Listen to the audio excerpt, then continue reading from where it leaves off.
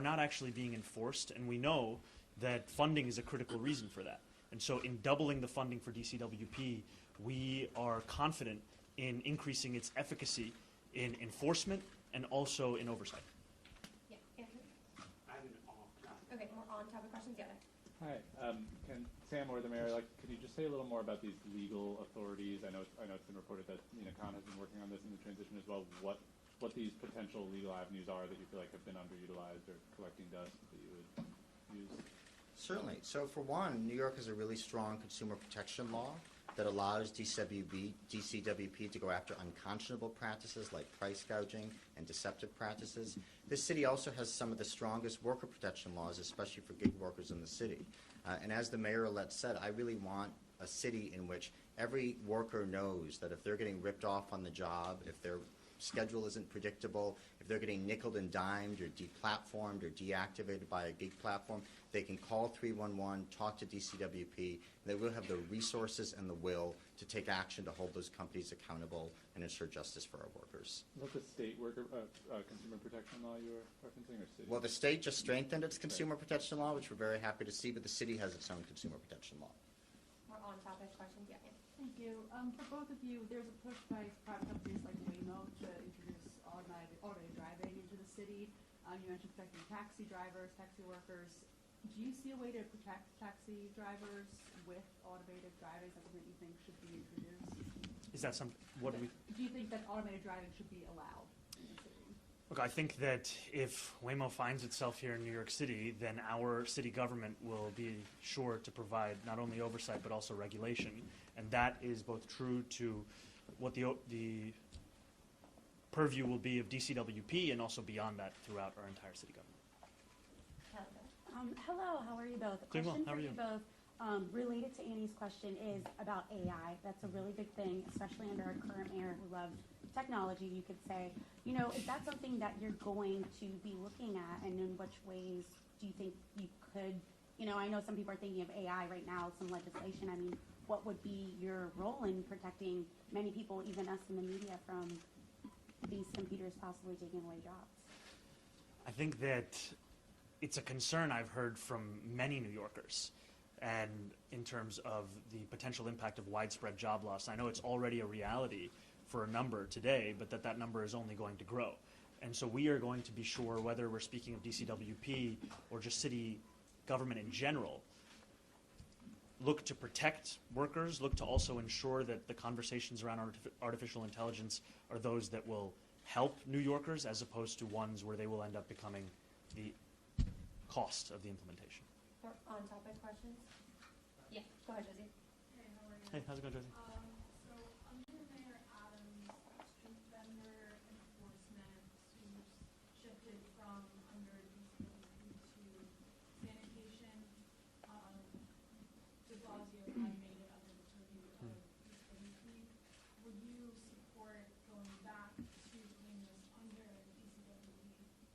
Those are conversations that we're going to have with the commissioner and with the deputy mayor. And then I have a second question. Sorry about my voice. No worries. So Mayor Adams recently jetted off to Mexico and then Georgia. I think he's still out in the world somewhere.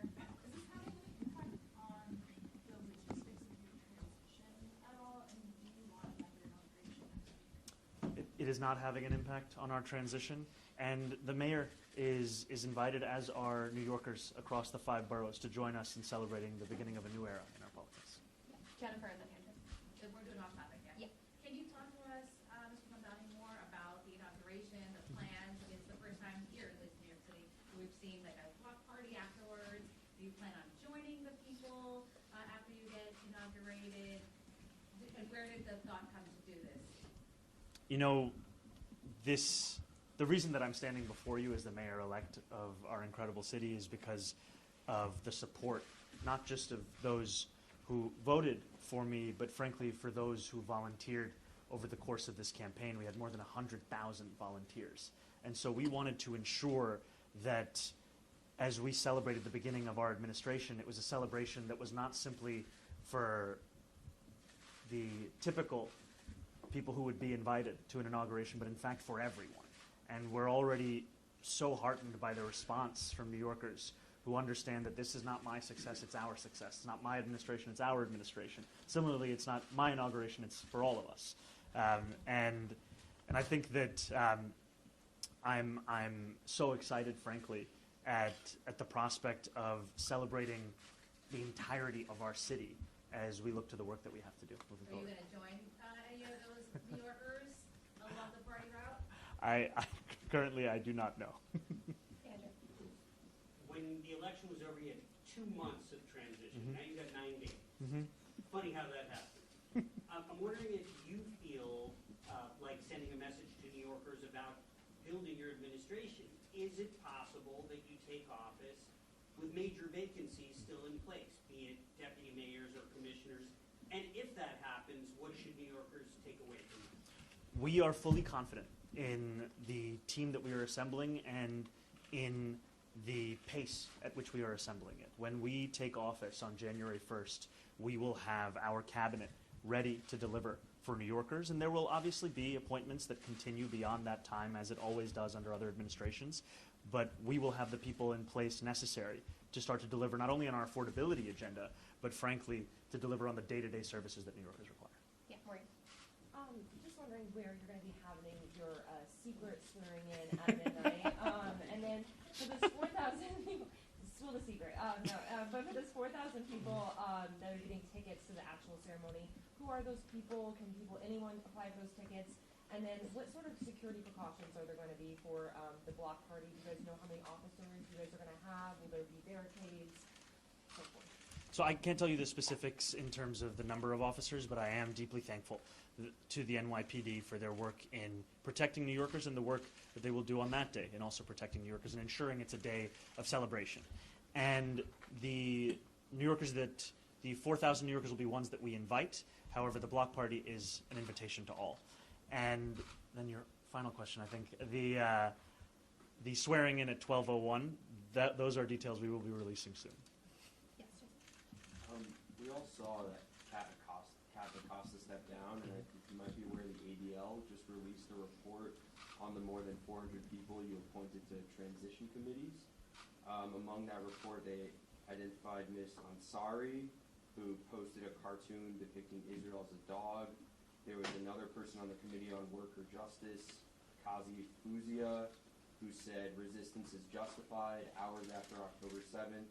Someone else saying Zionism is racism from the Committee on Legal Affairs. Someone from the Committee on Worker Justice who shared a post that said Zionists are worse than the Inquisition and the Nazis.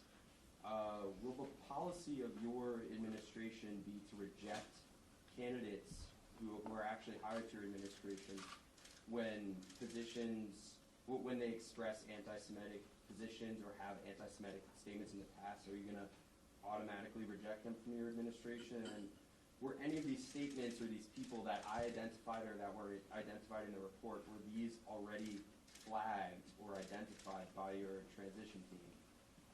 So I have always spoken out against anti-Semitism and hatred in any form, and have made it clear that the commitment I have made to protect New Yorkers, to protect Jewish New Yorkers, is one that I will uphold as the next mayor of the city. And we must distinguish between anti-Semitism and criticism of the Israeli government. The ADL's report oftentimes ignores this distinction, and in doing so, it draws attention away from the very real crisis of anti-Semitism we see not only just in our city, but in the country at large. And this is a team we are speaking of more than 400 New Yorkers that we have assembled to advise on the transition. These are committees, 17 of which that range from worker justice to the importance of the arts. And we will continue to build an administration of appointees that reflect not only our commitments, but also the fulfillment of our affordability agenda. But did any of those examples I read, or in the report, if your team looked at it, did any of those go too far to where you said, okay, this is kind of anti-Semitic? I think there's no tolerance for anti-Semitism, and also when we're thinking about critiques of Zionism and different forms of political expression, as much of what this report focuses on, there's a wide variety of political opinion, even within our own 400-plus transition committee, on the Israeli government and its conduct. Thank you, guys. Yeah, please. I was on the transition committee. I'm also a Jewish New Yorker. I have every confidence that the mayor-elect will be a mayor for all New Yorkers. If I had any doubt whatsoever, I would not be standing here today. Thank you guys so much. All right. Thank you. Thank you.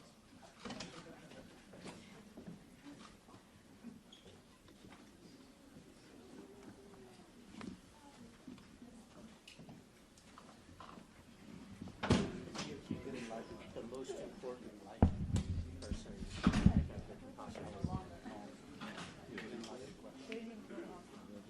Those are all, they're push all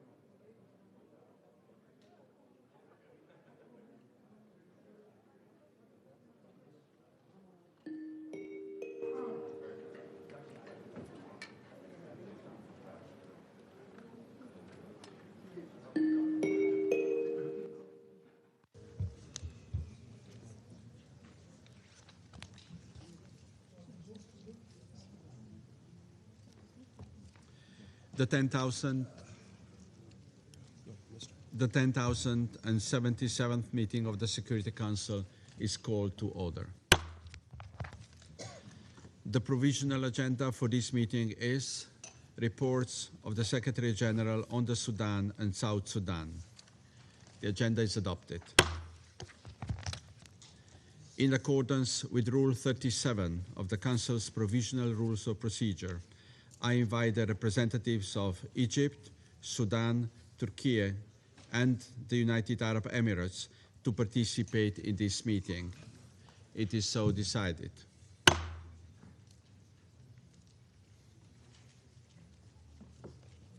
On behalf of the Council, I welcome His Excellency Mr. Camille El Tayeb Idris, Transitional Prime Minister of the Republic of the Sudan, and I request the protocol officer to escort him to his seat at the Council table.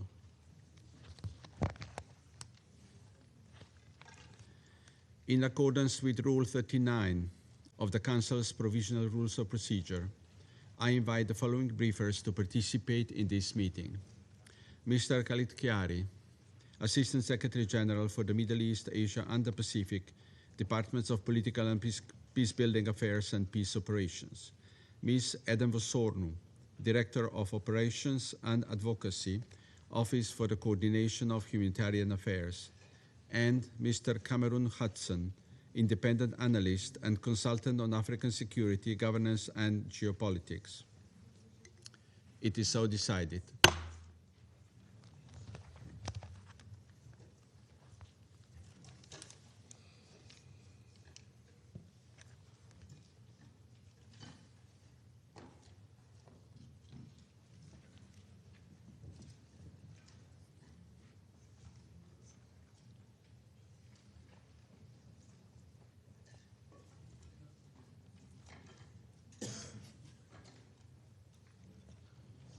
The Security Council will now begin its consideration of item 2 of the agenda.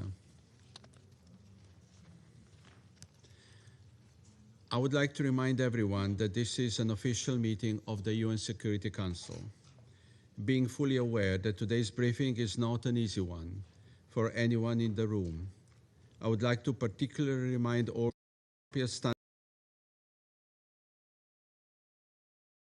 appropriate standards of tone, wording, and content in their remarks. I now give the floor to Mr. Khaled Kiari. Mr. President, since the Secretariat's last briefing on Sudan in October, the conflict has again intensified, confirming fears that the dry season will bring increased fighting and renewed attacks on civilians. Each passing day brings staggering levels of violence and destruction. Civilians are enduring immense and unimaginable suffering with no end in sight. In recent weeks, the conflict has centered in the Kordofan region, where the Rapid Support Forces have made significant territorial gains. On 1 December, the Rapid Support Forces captured Babanouza in West Kordofan, followed on 8 December by their capture of Heglig in South Kordofan, an oil field and critical processing station for South Sudanese crude oil pumped to Port Sudan for exportation. Kadugli and Diling, both in South Kordofan, are now under tightening siege conditions. Reports indicate that Sudanese armed forces personnel withdrew from Babanouza and Heglig into South Sudan, and that South Sudanese forces moved into Sudan to protect the Heglig oil infrastructure. Beyond Heglig, movements of armed groups across Sudan and South Sudan's border have been reported in both directions, with potentially destabilizing effects for both countries. These developments reflect the increasingly complex nature of the conflict and its expanding regional dimensions. If unaddressed, Sudan's neighbors could become embroiled in regional conflict in and around Sudan. Mr. President, for months, the United Nations High Commission for Human Rights has warned of the dangers of the escalation of hostilities in the Kordofan region and called for urgent action to prevent the repetition of atrocities documented in North Darfur and al-Fashir in particular. A particularly alarming feature of the conflict is the growing use of indiscriminate drone strikes by both parties, which are causing significant civilian deaths. On 4 December, drone strikes in Kalogi, South Kordofan, hit a kindergarten and then the hospital where victims of the initial attacks had been taken for treatment. More than 100 people were killed in this despicable attack, including 63 children. On 13 December, drone attacks targeted the UN logistics base at the Joint Border Verification and Monitoring Mechanism headquarters in Kadugli, South Kordofan. 6 members of the Bangladeshi peacekeeping contingent serving with the United Nations Interim Security Force for ABA, UNISFA, were killed and 9 others injured. UNISFA has launched an investigation and is working to preserve evidence under challenging circumstances that would help identify those responsible. Due to prevailing insecurity, all UNISFA personnel are being evacuated from Kadugli until further notice. As the Secretary General has stressed, attacks targeting United Nations peacekeepers may constitute war crimes under international law and called for accountability. The safety and security of our peacekeepers is non-negotiable. In addition to the rise in civilian death toll, there are concerns about increasing cases of detention of civilians accused by one party of, quote, collaboration, end quote, with the opposing sides. In November, OHCHR documented that 93 civilians were arrested and detained in the Kordofan region for reasons of collaboration. Mr. President, the continuous supply of weapons, increasingly sophisticated and deadly, remains a key driver of the conflict. Sudan is saturated with arms. Calls to end these flows have gone unheeded, and there has been no accountability. Meanwhile, the parties remain unwilling to compromise or de-escalate. While they were able to stop fighting to preserve oil revenues, they have so far failed to do the same to protect their population. The backers of both sides must use their influence to help stop the slaughter, not to cause further devastation. Mr. President, preventing a further deterioration of the situation and preserving the unity and territorial integrity of Sudan requires swift and coordinated action. The Secretary General's personal envoy of Sudan, Ramtan Lamamra, is in contact with both warring parties to encourage them to engage in discussions on concrete and implementable measures to de-escalate violence and advance the protection of civilians in Sudan. Personal envoy Lamamra is engaging closely with members of the Quad. Consistent coordination of peace efforts is essential to increase our collective impact. Equally important is the deepening collaboration among the quintet of multilateral organizations, the African Union, European Union, IGAD, the League of Arab States, and the United Nations. Together, we are currently focused on supporting an African Union-led inter-Sudanese dialogue that can pave the way for a credible, inclusive, and civilian-led transition. To support these efforts, the Office of Personal Envoy Lamamra is developing a consensus document aimed to synthesize the visions put forward by Sudanese political actors and prominent individuals. The goal of this exercise is to identify convergences in views that can assist Sudanese stakeholders in shaping a credible political horizon. To foster complementarity and coordination of peace efforts, preparations are underway for the 5th consultative meeting on enhancing coordination of peace initiatives. The next meeting is expected to be held in Cairo, Egypt in early 2026. Mr. President, as mediation efforts continue, the strong support of this Council is needed. With the conflict nearing the tragic milestone of 1,000 days, the Secretary General has renewed his call on the parties to agree on an immediate cessation of hostilities and to re-engage in talks toward a lasting ceasefire and an inclusive and Sudanese-owned political process. We urge the Council to send a clear, united message. Those who enable this war will be held accountable. We also look to the Council to use all the tools at its disposal to demand peace protect civilians, and ensure accountability for violations of international law. The United Nations is fully committed to working with all international actors to end the violence and to support an inclusive path towards peace and security for the sake of people of Sudan and regional stability. Thank you, Mr. President. I thank Mr. Chiari for his briefing. I now give the floor to Ms. Eden Vosorno. Thank you, Mr. President. As this catastrophic war nears the 1,000-day mark, its devastating toll on civilians continues to expand and intensify.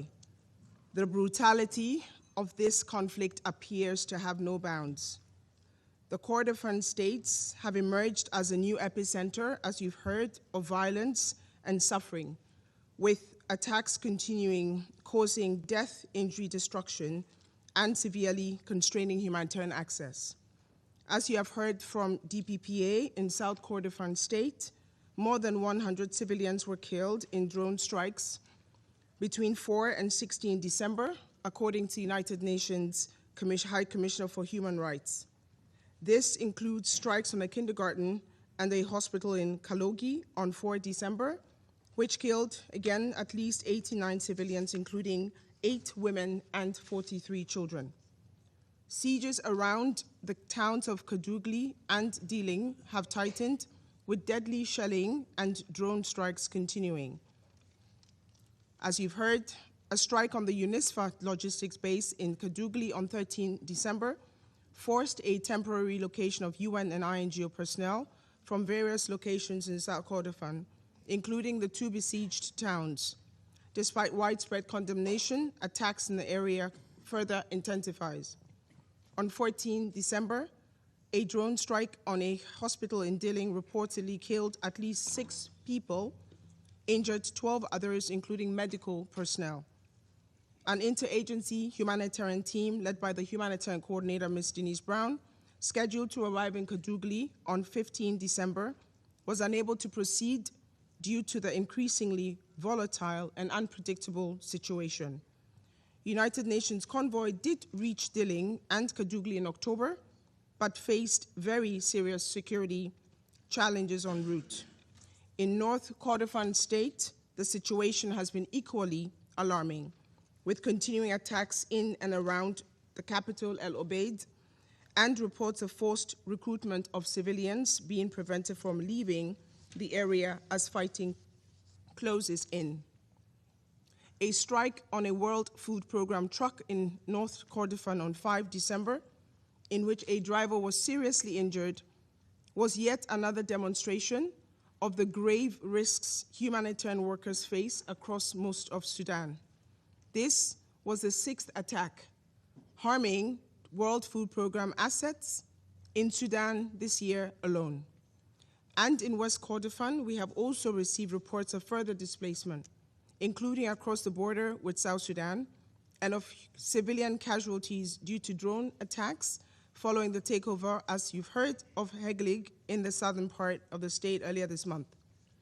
Last week, local authorities in White Nile State report some 1,600 new arrivals from Kordofan region in the city of Kosti, of whom the vast majority were children and women. Mr. President, staggering levels of humanitarian needs also persist across Darfur. Efforts to safely access El Fasher continue, with ongoing discussions on the deployment of a security assessment team. We continue to see new reports of serious violations of international humanitarian law during and after the takeover of El Fasher by Rapid Support Forces, including mass killings and sexual violence.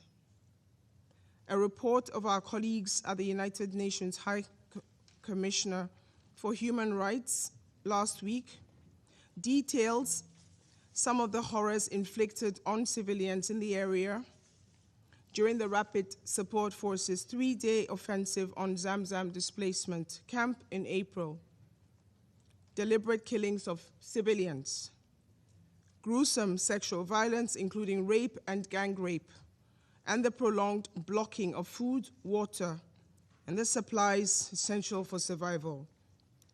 Humanitarian responders in Tawila and Adaba and other areas are struggling to fully cover the needs of new arrivals from El Fasher, with resources and capacity severely stretched, despite new injections of funding from the Central Emergency Response Fund and the Sudan Humanitarian Fund. And while much of the focus of the Council's recent discussions has been on El Fasher and its surrounding areas, we must also highlight the very serious humanitarian situations in other parts of Darfur. Again, a drone strike on the town of Katila in South Darfur State earlier this month killed over 30 civilians and injured many more. Further civilian casualties were reported in another strike in the town of Kutum in North Darfur on the same day. Last week, the World Humanitarian Organization reported the large numbers of health workers detained in Niala, the capital of South Darfur. The World Health Organization has documented 65 attacks on health care in Sudan since January, with more than 1,600 people killed and 276 injured.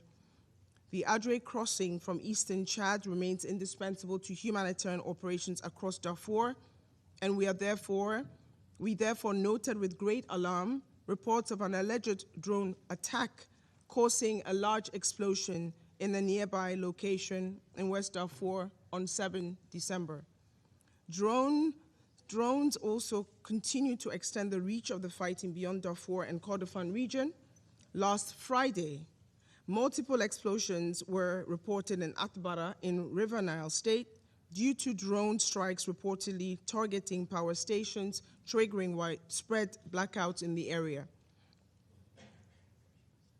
We have teams in all these locations. Mr. President, this is OCHA's 10th briefing to the Security Council on Sudan this year. Month after month, we have highlighted deadly attacks against civilians, spiraling needs, and the complex array of impediments that delay or block efforts to reach the millions of people who require urgent, life-saving humanitarian support.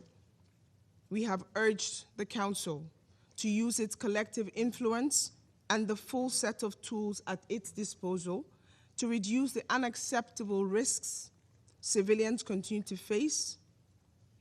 We have pressed for de-escalation and peace. We have appealed for additional funding so that the local and international responders working in nearly impossible circumstances have the support and resources they need to deliver their work. But over the past year, we have seen yet more atrocities and a further hardening of the apparent impunity that fuels them. Increasingly sophisticated weaponry flowing into the country has caused the violence to spread further, deepening food insecurity and new areas falling into famine conditions. Additional waves of displaced civilians fleeing for their lives, including across borders, with broader regional destabilization effects growing. Humanitarian organizations being forced to cut back on life-saving programs just as the needs continue to grow. Relentless attacks on humanitarian personnel and health workers. Repeated targeting of essential infrastructure. Despite the challenges, Mr. President, the humanitarian response continues, with 16.8 million people receiving some form of humanitarian support since January this year alone. Our system is under unprecedented strain and increasingly under direct attack, but it continues to deliver. Mr. President, as the Emergency Relief Coordinator, Tom Fletcher said during his briefing to this Council in October, we need to find ways to act with greater courage and collective purpose in the face of this absolutely devastating crisis. We therefore renew our call for urgent concerted engagement and action along 3 tracks. First, on protection, the Security Council must send a strong, unequivocal message that attacks directed against civilians, indiscriminate attacks, sexual violence, and other shameless violations of the most basic tenets of international humanitarian law will not be tolerated. Women continue to carry a disproportionate share of this crisis. The Council cannot allow the horrors that unfolded in Al-Fasher, despite repeated warnings, to occur again in El Obeid, again in Kadugli, in Dilling, or elsewhere. You should please use your collective influence with the warring parties. Second, access. Humanitarian workers, including the local partners who remain at the forefront of our collective efforts, our dear humanitarian colleagues, must be able to do their work safely and without interference. We continue to strengthen the United Nations presence on the ground in all areas of need, including across the Darfur and Kordofan regions. We have colleagues in these locations. We do not feel safe. Our courageous teams need clearer guarantees so that they can operate safely. Life-saving humanitarian supplies need to flow freely via all necessary routes, whether across lines or borders. In this regard, I note our appreciation to the Sudanese and Chadian authorities for having kept the crucial Adre border crossing available for humanitarian movement. We renew our request that this authorization be extended indefinitely and that increased support for host communities and refugees in Chad and other areas continue, in other neighboring countries. And finally, peace. With another grim milestone in this nightmarish war approaching, renewed efforts are needed now more than ever to halt the fighting, to stop the arms flow that are fueling the conflict, and to move the parties towards the inclusive and lasting nationwide ceasefire that is so desperately needed. I thank you. I thank Ms. Vosorno for her briefing. I now give the floor to Mr. Cameron Hudson. Thank you, Mr. President, members of the Security Council. I'm grateful for the opportunity to discuss the evolving crisis in Sudan and to offer my perspective as an independent political analyst who has spent nearly 25 years engaged in international efforts to achieve a lasting peace, civilian rule, and enduring stability in this increasingly contested country and region. At no point in Sudan's modern history has the state, its institutions, or its people been under such enormous threat from both internal and external forces. The risk of partition, breakup, and new catastrophic levels of violence and death are real and will be further realized if aggressive actions are not taken to end the fighting. Be assured, the effects of such an outcome will not be confined to Sudan, but will destabilize an already fragile Horn of Africa and send shockwaves of refugees and extremists across the Sahel, the Red Sea, and the Mediterranean. For nearly 1,000 days, Sudan has been under attack. In that time, this body has warned of the risk of mass atrocities and state fracture. But talk of warning ignores what is already happening. The question is whether, when faced with these shocking realities, the international community will cease simply admiring the problem and take measurable actions that impose costs on the perpetrators and their enablers, offer hope to the victims, and compel the parties towards peace. The same question was posed at the start of the war, when the RSF sacked the West Darfur capital of Jenaina in a bout of violence so vicious and intentional that the Biden administration then called it what it was: genocide. Had the world responded to that killing with adequate resolve, perhaps we would not be here today. Instead, we are seeing a severe escalation of this conflict. Since the Rapid Support Forces militia completed their takeover of Al-Fasher in October, the truth around what has transpired is only beginning to emerge. Their crimes represent the worst transgressions of this war, and possibly in all of Sudan's modern history. There is simply no comparison. A city of roughly 1 million people a year ago, Al-Fasher today has only 70 to 100,000 people remaining. As many as 150,000 are unaccounted for, and thousands, if not tens of thousands, have been killed. The only thing worse than these crimes is knowing that they are not over, and that they will be repeated in the days, weeks, and months ahead if you do not respond. The RSF has now set its strategic sights on the neighboring Kordofan states.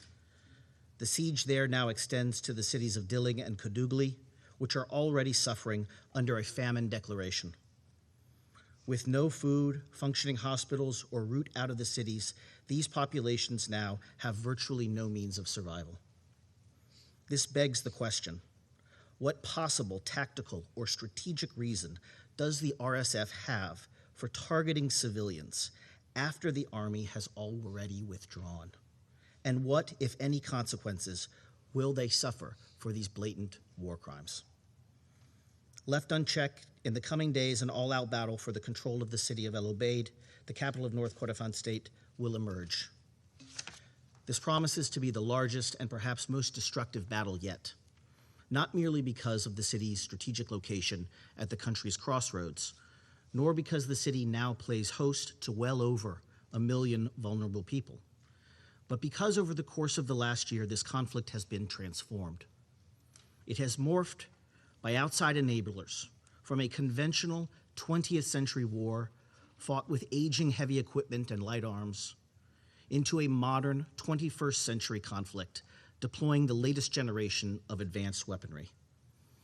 The introduction of long-range, tactical, fiber optic, and so-called kamikaze drones, along with sophisticated jamming technology and armored personnel carriers, have replaced the barrel bombs, technicals, and tanks in use at the start of this war. On its surface, smarter weapons should have improved targeting and avoided civilian casualties. But instead, we know that the opposite is true. Civilians, especially those in urban areas, have been subjected to an unrelenting barrage of drone attacks by both sides. Moreover, these weapons have vastly enlarged the scope of the war in ways that respect no battle lines. Every corner of the country is now under threat.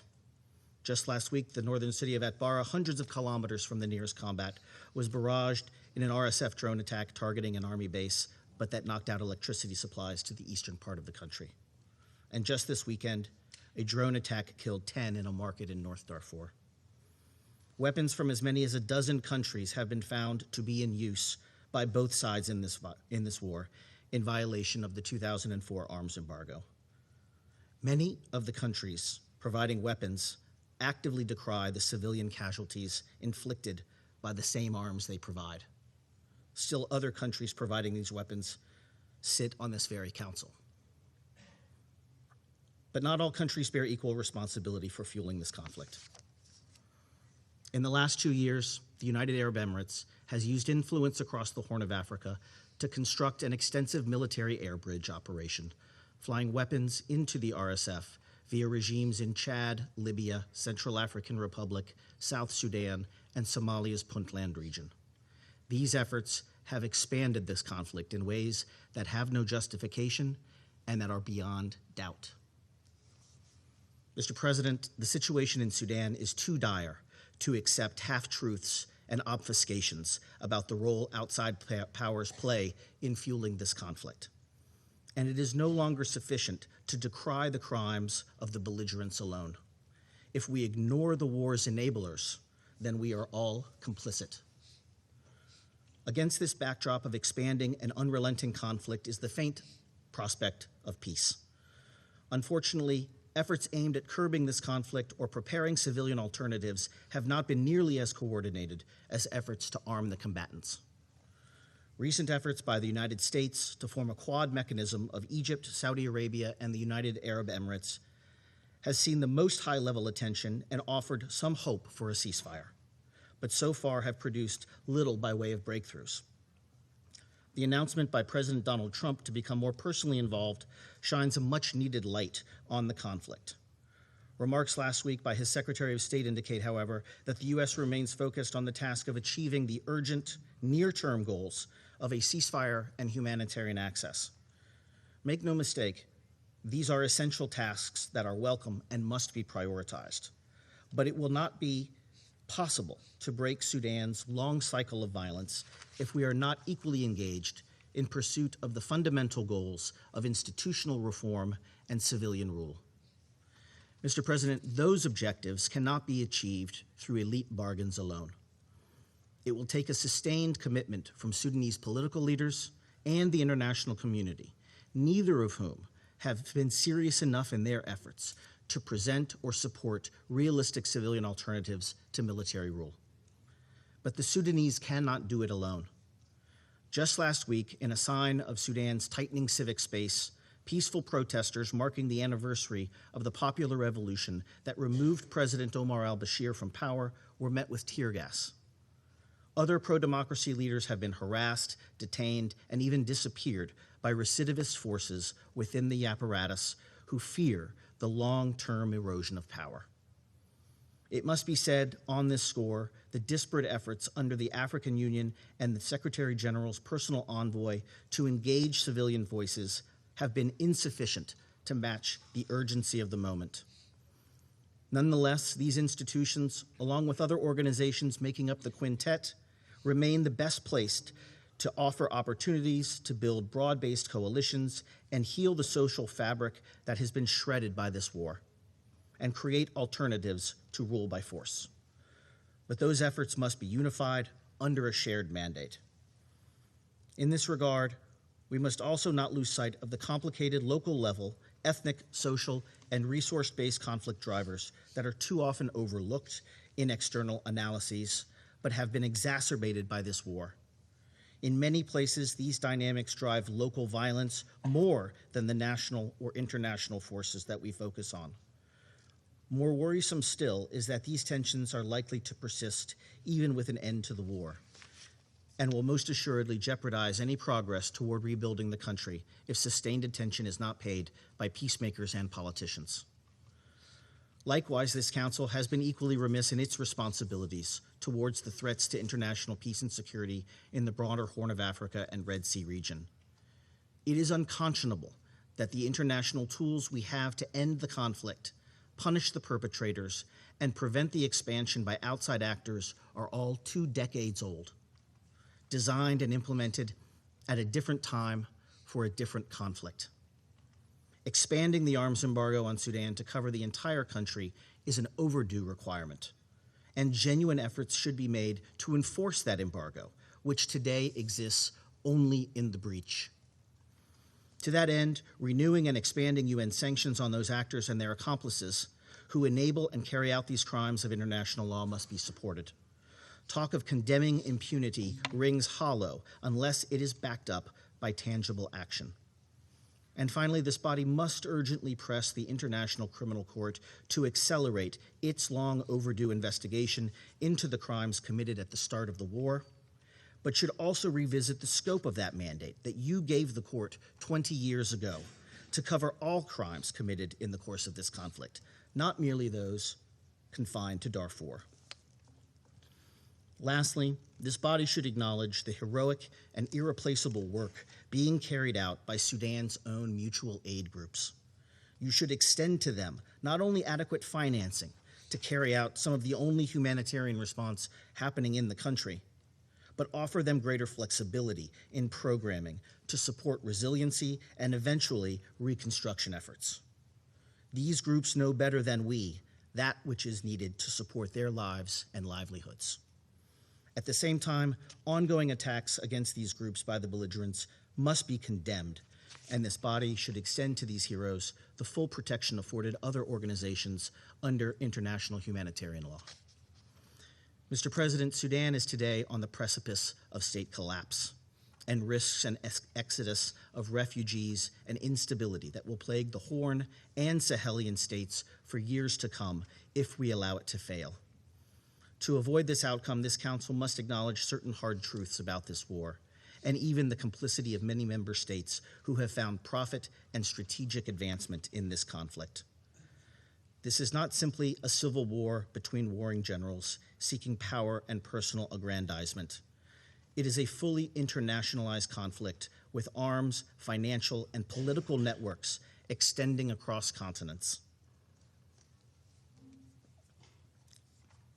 In this light, the half measures, diplomatic ambiguity, and paralysis that have defined the international response have done nothing to counter these networks, and in fact have only encouraged the present calamity. If we think that these same networks won't support the region's next war in Chad or South Sudan or Ethiopia, then we are mistaken. Mr. President, Sudan cannot survive if any part of it is governed by a genocidal militia that can challenge the very existence of the state. But nor can it succeed if we allow extremist forces the chance to reemerge and restore their networks of influence that have tormented the region and the people of Sudan for nearly 3 decades. It will take concerted efforts by this body, Sudan's neighbors, and the wider region to pursue an outcome that allow competing interests to be met, the region to be stabilized, while reserving the latitude for Sudan's people to chart their path forward and realize the promise of their revolution. This is no simple task. But if this council does not signal its intolerance for this war and its many abuses, and take immediate and meaningful steps to curb war crimes and advance the cause of peace, then I fear that Sudan's war will only be the prelude to wider bouts of regional instability to come. There is no time to waste. Thank you, Mr. President. I thank Mr. Hudson for his briefing. I now give the floor to those council members who wish to make statements. I give the floor to the representative of Algeria. Thank you, Mr. President. I have the honor to deliver this statement on behalf of the A3+, namely Guyana, Sierra Leone, Somalia, and my own country, Algeria. We wish at the outset to welcome the participation of His Excellency Idriss Kamil, Prime Minister of the Republic of Sudan, and commend his commitment to a peaceful and stable Sudan. We thank ASG Khaled Khiari and Director Edem Worsonu for their briefings.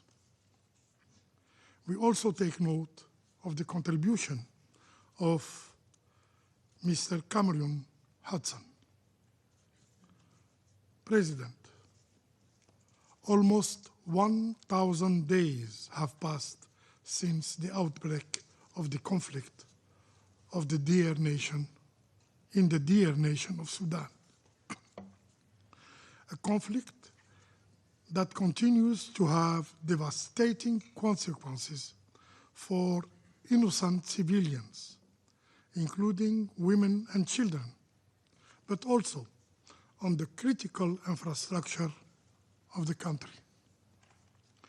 We are appalled by the recent development in the Kordofan region, with reports of mass atrocities committed and where cities are still under siege, and civilian infrastructure, particularly hospitals, schools, and even kindergartens, have become the target of unmanned, or should I say, deliberately targeted aerial vehicle.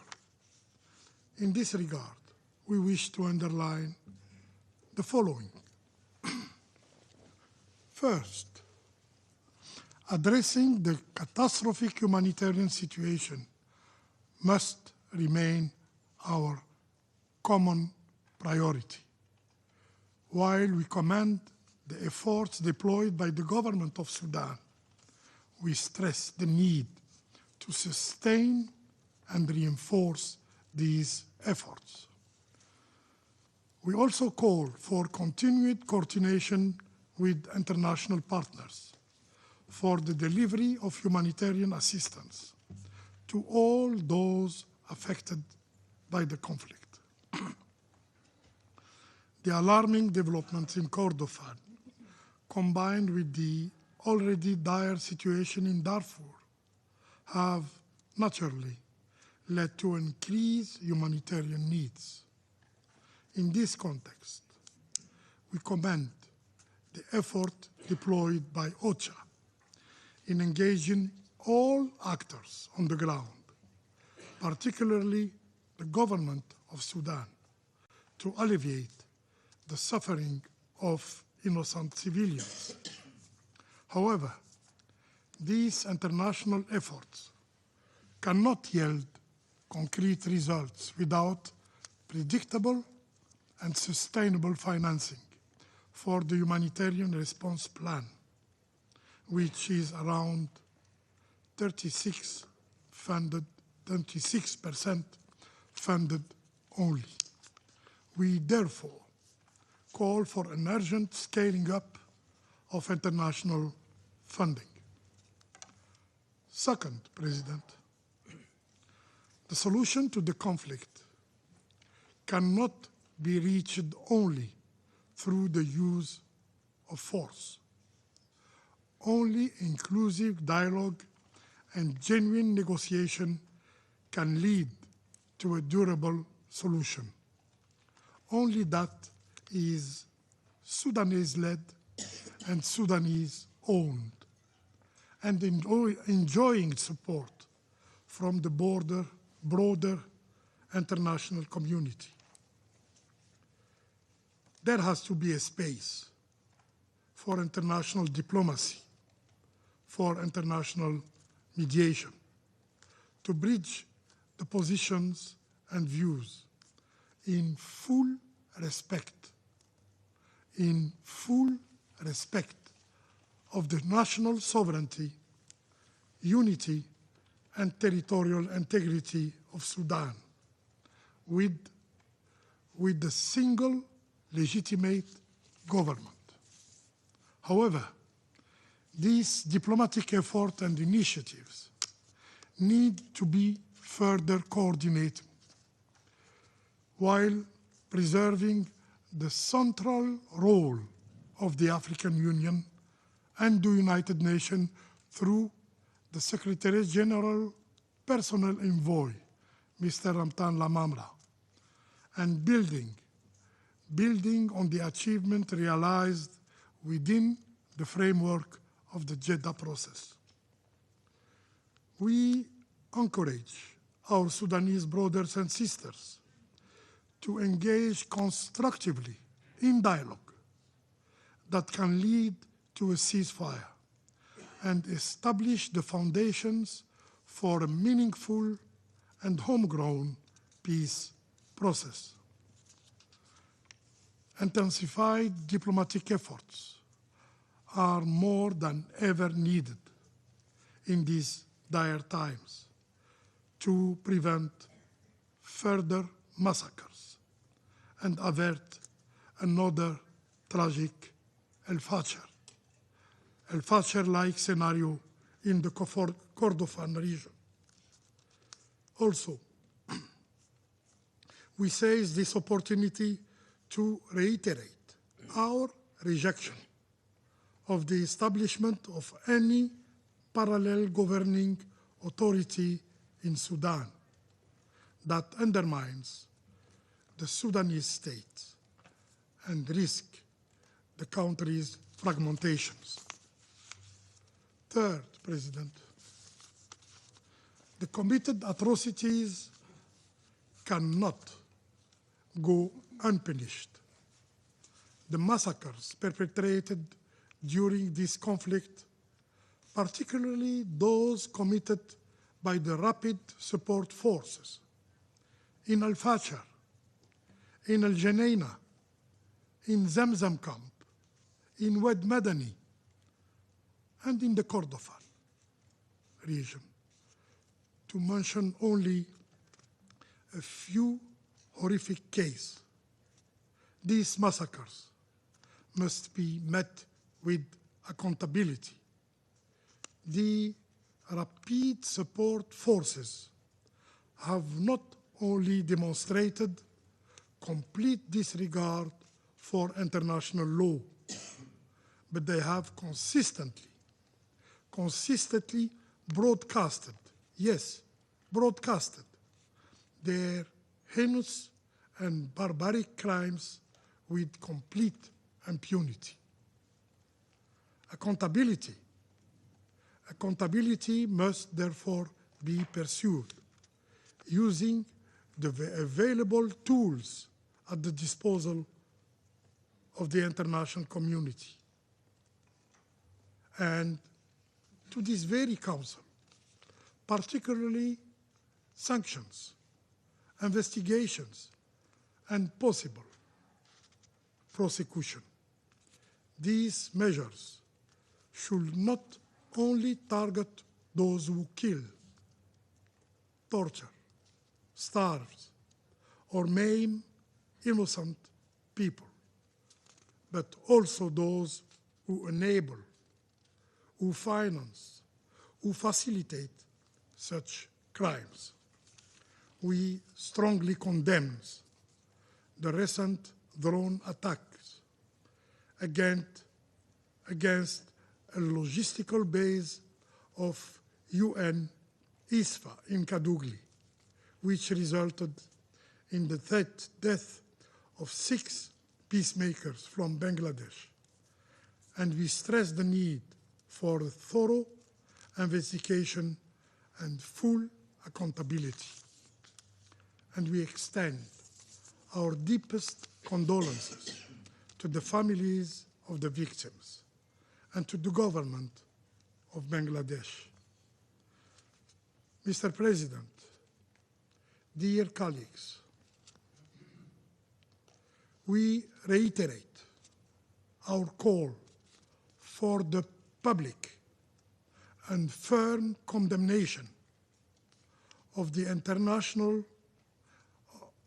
external interference in the Sudanese conflict, those enabling the slaughter of the Sudanese people through the supply of arms, drones, and mercenaries must be held accountable.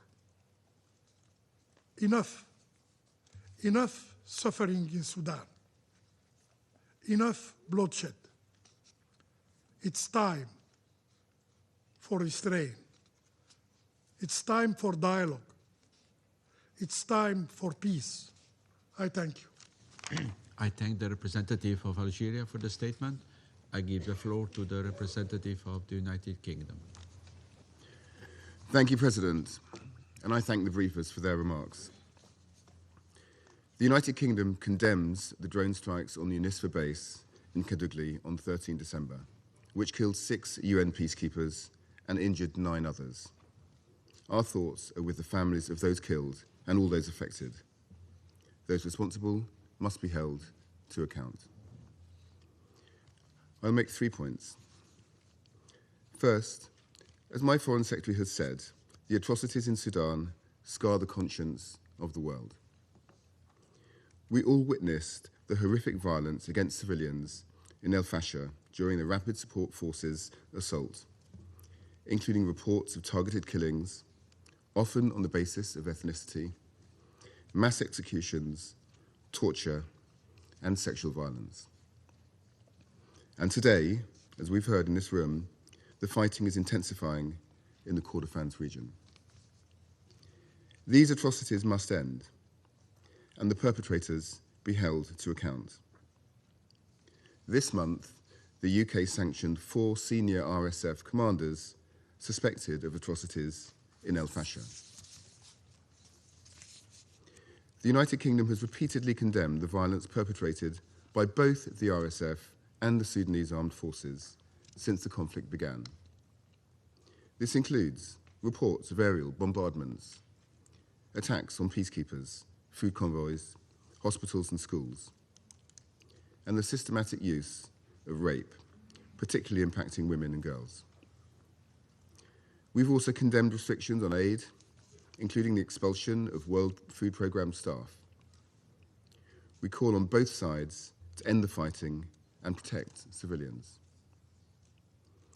We also call for full compliance with the arms embargo and urge all states to refrain from providing financial or military support to the warring parties. Second, there is no military solution to this conflict. we call on both the SAF and the RSF to urgently agree a humanitarian pause and to advance a comprehensive, Sudanese-owned and civilian-led political transition. We particularly commend the United States' intensive leadership and mediation efforts, including through the Quad. We welcome the efforts of regional and international partners towards a political solution. We urge both the RSF and the SAF to engage in these processes in good faith. And we urge all those with influence over the warring parties to bring them to the negotiating table to seek a political resolution. Third, humanitarian access remains critical. Millions of Sudanese face the spread of disease, collapsing essential services, and the growing risk of famine spreading. It is essential that the Adre crossing remains open, and we condemn the reported drone strike there. Attacks on humanitarian personnel and infrastructure should stop immediately. We call on all parties to lift restrictions on humanitarian access, guarantee safe passage for civilians, and allow unhindered delivery of life-saving assistance. President, Sudanese civilians faced unimaginable hardship and suffering this year. The warring parties must end the bloodshed and prioritize peace. I thank you. I thank the representative of the United Kingdom for his statement, and I give the floor to the representative of Greece. Thank you, Mr. President. I welcome the presence of His Excellency Mr. Kamil Al-Tayeb Idris, Transitional Prime Minister of Sudan, and I would like also to thank Mr. Khaled Kyari, Assistant Secretary General for the Middle East, Asia and the Pacific, Ms. Edom Woshonu, Director of Operations and Advocacy from OCHA for their briefings, as well as Mr. Cameron Hudson for his input. Greece, Mr. President, strongly condemns the deliberate drone attack of the 13th of December against the UNISFA logistics base in Katougli, South Kordofan, which resulted in the tragic loss of 6 Bangladeshi peacekeepers and injuries to several others. We extend our deepest condolences to the families of the fallen peacekeepers, as well as to the government and people of Bangladesh, and wish a swift recovery to those wounded. Greece reiterates that attacks against United Nations peacekeepers are unacceptable and may constitute war crimes under international law. In this regard, we echo the Secretary General's statement of the 13th of December and fully support the press statement circulated by the United States. In the same spirit, Greece joined the WPS take-in delivered prior to this meeting, expressing grave concern over the devastating impact of the conflict on women and girls in Sudan. We strongly condemn the widespread use of sexual and gender-based violence, which constitutes serious violations of international humanitarian and human rights law and may amount to war crimes and crimes against humanity. Mr. President, allow me to highlight 3 critical dimensions of the conflict. First, Greece is deeply concerned by the deteriorating security situation in South Kordofan, particularly in and around Katougli. Urgent preventive action is needed to avoid the repetition of the tragic outcome witnessed in El Fasher. Civilians remain dangerously exposed to hostilities, humanitarian access is constrained, and insecurity is growing. We call for de-escalation, the protection of civilians, particularly vulnerable groups like women, children, and the elderly, and unhindered humanitarian access. This is essential to prevent a siege-like scenario with devastating humanitarian consequences like in El Fasher. Second, Greece reiterates that there cannot be a military solution to the conflict. Both the SAF and the RSF must engage constructively, and in good faith we need international stakeholders to pursue a negotiated path forward. We urge their full and unconditional cooperation with the UN, the African Union, IGAD, and other relevant partners, including the Secretary General's personal envoy, Mr. Lamamra, to advance an immediate cessation of hostilities and a credible political process. Accountability for violations of international humanitarian and human rights law remains essential, nevertheless, in all stages of this process. Third, the humanitarian situation has reached unprecedented levels of severity. More than 10 million people are displaced, while famine and disease threaten populations trapped in besieged areas. We continue to stress the urgent need for the rapid, safe, and sustained delivery of humanitarian assistance in full respect of international humanitarian law. Children continue to suffer disproportionately, and all parties must immediately cease and prevent any violations against women and children, including recruitment, killing, maiming, and sexual violence. Mr. President, in concluding, Greece reaffirms its firm respect for the sovereignty, unity, and territorial integrity of Sudan. All efforts toward resolving the conflict must remain Sudanese-owned, Sudanese-led, in full accordance with international law and the principles of the UN Charter. Preserving Sudan's unity, sovereignty, and territorial integrity is essential to avoid further fragmentation of the country, regional destabilization, and prolonged human suffering.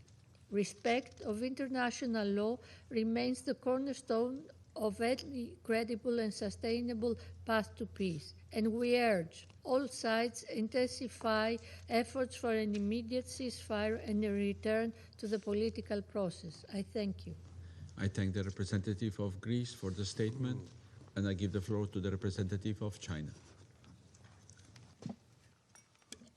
President, 我欢迎 I 苏丹 welcome 总理阁下 Prime Minister Idris 伊德利斯 of 出席今天的 Sudan 会议， to today's meeting 感谢基亚利助理秘 and 书长 thank S. 和其他 Chikari 通 and 报 other 者 briefers 所做 for 发人深省 their 的通报。 sobering briefings. 我也欢迎土 I 耳其、 also welcome 埃 the 及、 presence of 阿联 representatives 酋 from 代表 Turkey, 出席今天 Egypt, 的会 and 议。 UAE at today's meeting. 近期，苏丹 Lately, 局 the 势 situation 持 in 续恶 Sudan 化 has， deteriorated. 法希尔的惨剧 While the 仍 tragedy 历 in 历在 al-Fashir 目。 is still vivid in our minds, 战火又 the 蔓延 fighting 至 spread 科尔 to 多 areas 凡等 such 地， as Kordofan.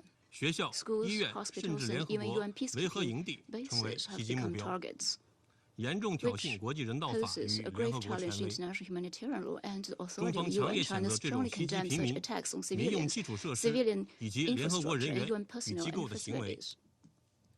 对受害者及其家庭 To the 深表哀 families 悼， and the victims, we send our 支持根 deepest 据国际法 condolences. 对 We 上述暴 support 行 a full 开展全 investigation 面调 into 查， these atrocities, 尽 in 快 accordance 将 with 肇事者 international law, to 绳 bring 之以法， perpetrators to justice as soon as possible. 为帮助苏丹 To 尽 help 早结束 Sudan 战 end 乱， conflict 实现和 and 平稳 achieve 定 peace, 与发展， stability, and development at an early 国际社 date, 会需 the 做出 international 更大 community 努力。 must make 我 greater 谈4点： efforts. I'd like to make 4 points.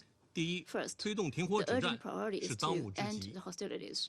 这场冲 This 突已持 conflict, 续近 nearly 3 3年， years on, 造成 has 当今世界 caused the 最 world's 大的 largest 人道主义灾 humanitarian 难。 disaster today, 周边国家也 with 深受 neighboring 其害。 countries grievously affected. 我们敦促冲 We 突各 urge 方 all 从 parties 苏 to 丹人民 conflict to 福祉出发， prioritize the well-being of 认真 Sudanese 听取 people, heed 国际社 earnestly 会 the 呼声， calls of 立 international 即无条 community 件停 immediately 止 and 敌对 unconditionally 行动， cease hostilities. 通过对话谈判 Explore 探索 a 政 political 治解决 solution 方 through 案， dialogue and negotiation, 切实保护 and 平民、 effectively 联合 protect 国人员 civilians, 和机构安全。 the safety and security of UN personnel and institutions. 任何外部势力都应避 All 免向当 external 地武 forces 装 should 组织 refrain from 提供军事支持， providing military 不在 support to local 火 armed 上浇 groups, 油。 and avoid adding fuel to the flame. 第二，加紧 Second, 斡旋努力是 intensifying 共同期 mediation 盼。 efforts is a shared expectation. 国际社会 The 期盼联合 international 国 community、looks to 非 the 盟、 UN, 阿 AU, 盟、the 伊加 Arab 特 League, 等国际和 IGAD, 地区 and 组 other 织 international and 加 regional 紧斡旋， organizations step up 早见 mediation 成效。 efforts and achieve results 我 at 们 an 要 early 维护 date. 联合 We 国 must 中 uphold 心 the 地 center 位， of the UN, 支持拉马拉克 support 使 the personal 发挥 envoy, 斡旋 the 牵 member 头 in 作用， leading 支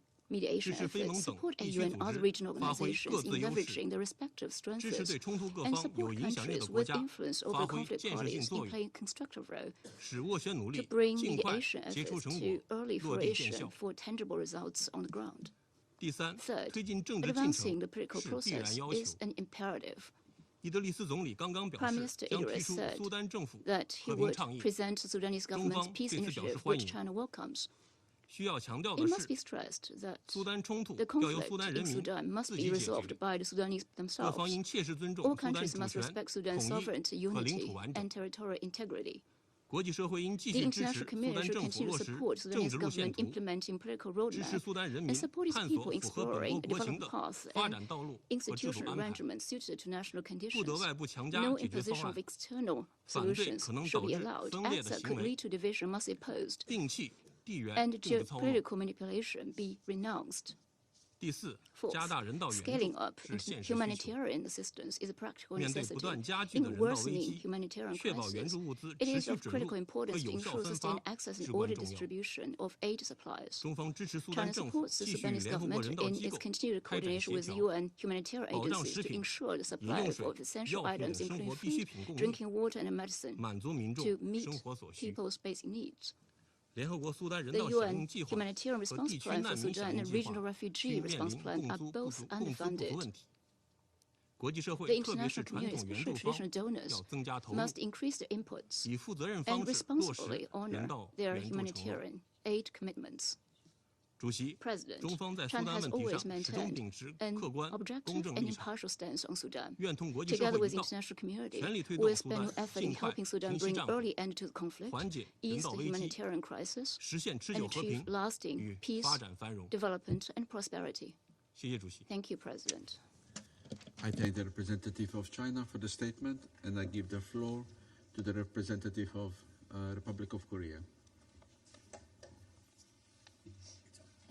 Thank you, Mr. President. I thank ASG Khalid Kiari, Director Adam Wasorno, and Mr. Cameron Hudson for their sobering briefings. I also welcome the participation of His Excellency Mr. Kamil Idris at today's meeting. In every conflict, it's the civilians who suffer the most. In Sudan, however, their suffering has reached a level that can no longer be explained by battlefield dynamics alone. It is not incidental nor sporadic, but systematic and deepening, pointing to one of the most dangerous humanitarian crises we face today. As the catastrophe that has devastated Al Fashir now spreads into Kordofan, Sudan is being pushed further into crisis, testing the limits of international tolerance. Against this backdrop, I would like to make 3 points. First, the most urgent priority must be an immediate cessation of hostilities and full respect by all parties for their obligations to protect civilians. Despite Resolution 2736 and the humanitarian truce announced by the RSF, the siege of Al Fashir continues alongside further military operations in Kordofan, including attacks on hospitals and kindergartens, causing massive civilian casualties, many of them children. Equally alarming is the targeting of humanitarian actors, as seen in the recent attacks on World Food Programme convoys. The warring parties must ensure safe, unhindered, and sustained humanitarian access for all civilians in need. This includes securing the Adre border crossing. Such access must never be politicized.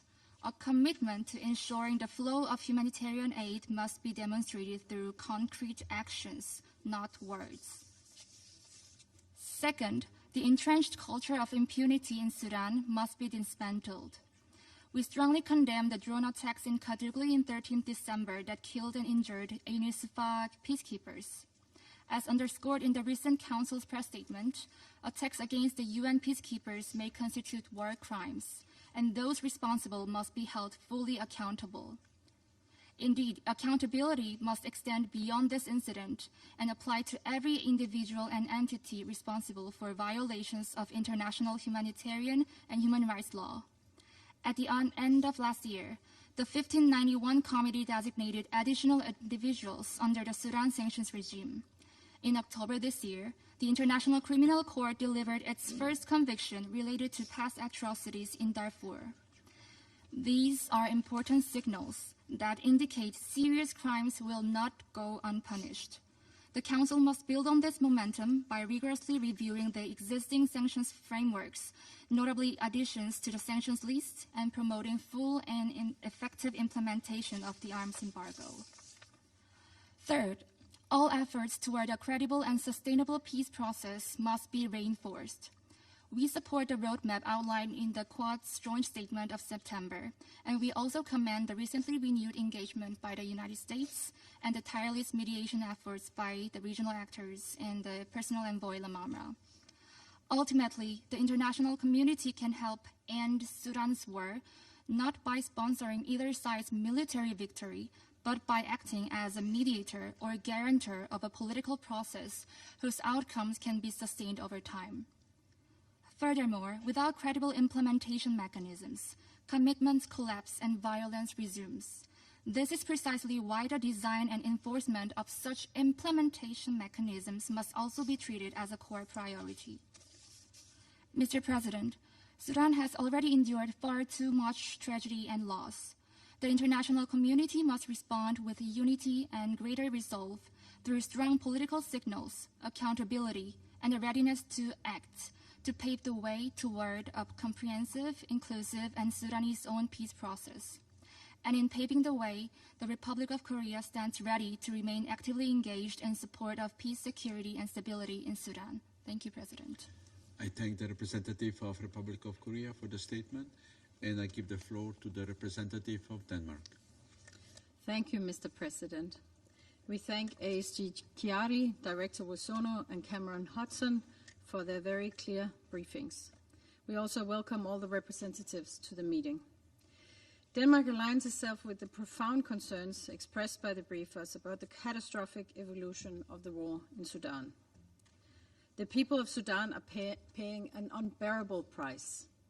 Last week, over 100 people, including 43 children, were reported killed in a horrifying attack on a hospital and kindergarten in South Kordofan. These are not isolated incidents. The cries of the Sudanese people have for too long been met by weapons and violence. We've also recently seen a drone attack on UNISFA peacekeepers in Kadugli, which led to the tragic loss of 6 peacekeepers. We condemn this attack in the strongest term and call for a comprehensive investigation. Mr. President, this situation simply cannot continue. I have 3 messages. First, this war is a struggle between armed actors who have shown scant regard for Sudan's civilians. There is still no ceasefire, nor a credible, unified political process towards a civilian-led transition free from coercion of armed actors. There is no willingness for warring parties to come to the negotiation table. We implore the warring parties to immediately agree on a ceasefire and create space for a genuine, inclusive, civilian-led process capable of preserving Sudan's unity and lifting the country out of this tragedy. To external actors who continue to supply arms or provide other forms of military support, we urge you to stop fueling this war.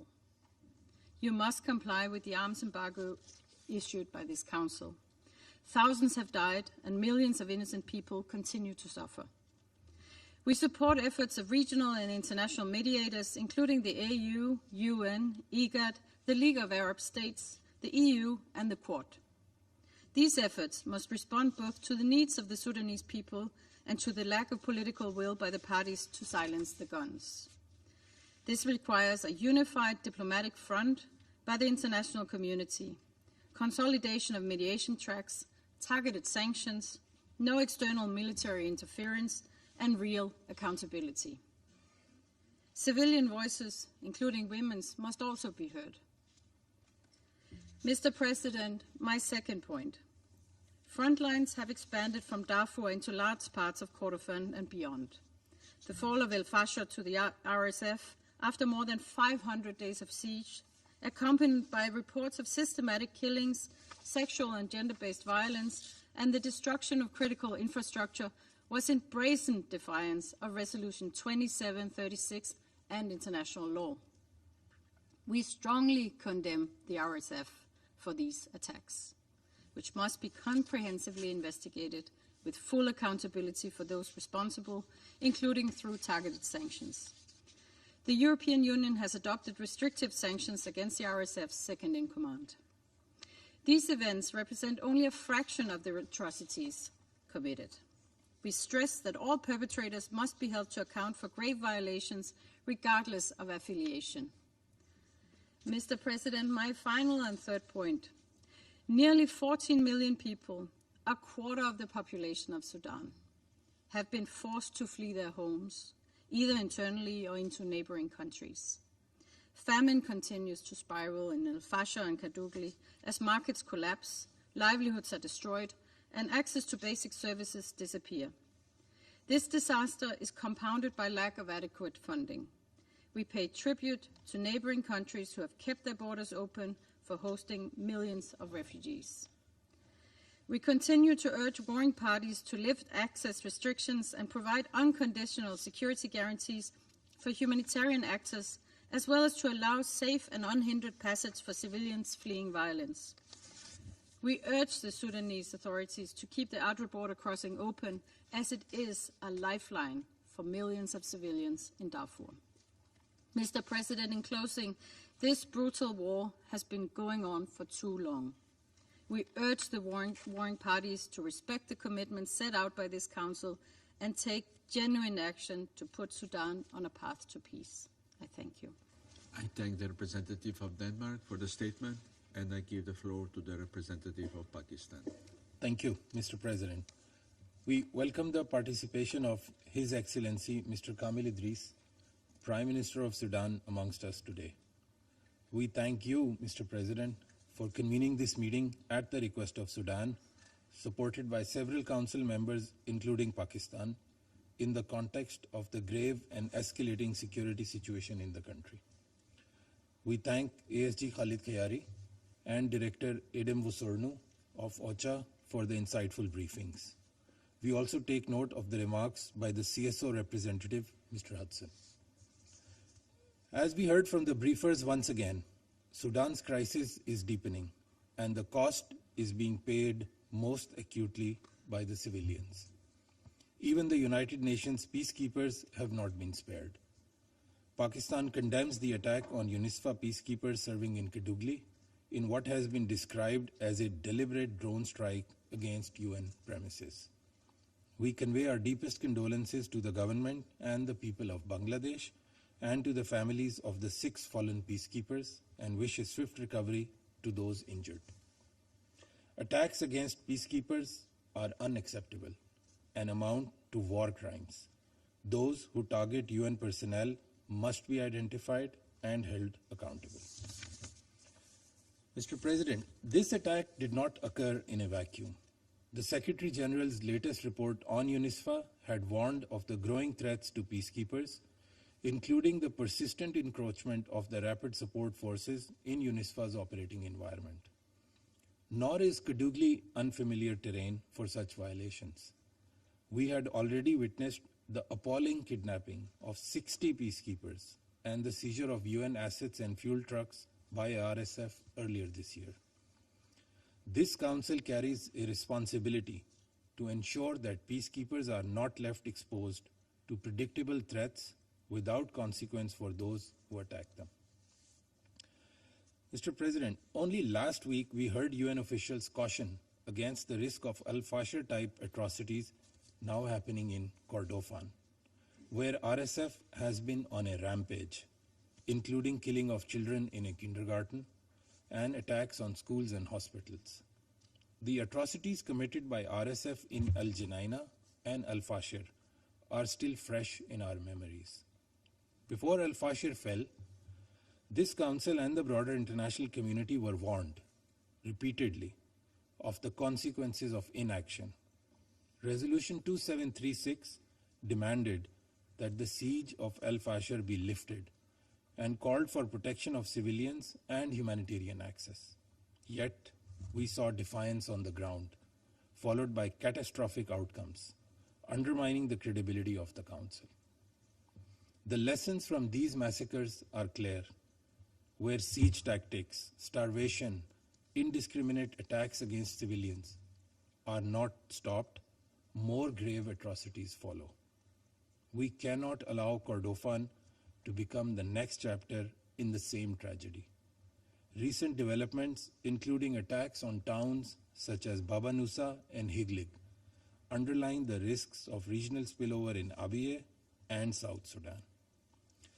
Mr. President, Humanitarian imperatives must also remain central to the Council's work in Sudan. The situation being reported from Kordofan and Darfur, besieged communities, collapsing services, restricted movement, and attacks on aid convoys demands our immediate attention. Sustained, safe, and unimpeded humanitarian access must be provided by all parties, and humanitarian routes should be kept open and protected. Mr. President, Pakistan has consistently encouraged the Council to welcome the steps taken by the Sudanese government in pursuance of its transitional roadmap, including the appointment of Prime Minister, His Excellency Mr. Kamil Idris, and his technocratic cabinet tasked with alleviating humanitarian suffering and advancing an inclusive political transition. There is no military solution to this conflict. The only durable path forward lies in a political dialogue and reconciliation. Pakistan therefore supports all genuine efforts and political processes aimed at achieving an immediate cessation of hostilities and ceasefire, protecting civilians, unfettered humanitarian access, and paving the way for a peaceful political transition that reflects the aspirations of the Sudanese people. The Council must support all such efforts and base its approach on the following essentials. First, preservation of Sudan's sovereignty, unity, and territorial integrity. Second, rejection of any so-called parallel government or structures which undermine state institutions and risk fragmentation of the country. Third, immediate cessation of hostilities and ensuring protection of civilians, including urgent steps to prevent mass atrocity risks in Kordofan. Fourth, unimpeded humanitarian access to all people in need of assistance all across the country. Fifth, ensuring greater coherence and complementarity between the various peace initiatives and mediation tracks that are currently active for the achievement of our common objectives. And lastly, maintaining zero tolerance for war crimes, including attacks against UN peacekeepers and humanitarian workers, with credible investigations and accountability of the perpetrators. The brotherly people of Sudan have suffered beyond measure. The guns must be silenced, hopes for a brighter future rekindled, with peace and normalcy visible on the horizon. The Council must fulfill its responsibility towards that end. Pakistan will continue to support all such endeavors. I thank you very much. I thank the representative of Pakistan for the statement, and I give the floor to the representative of the Russian Federation.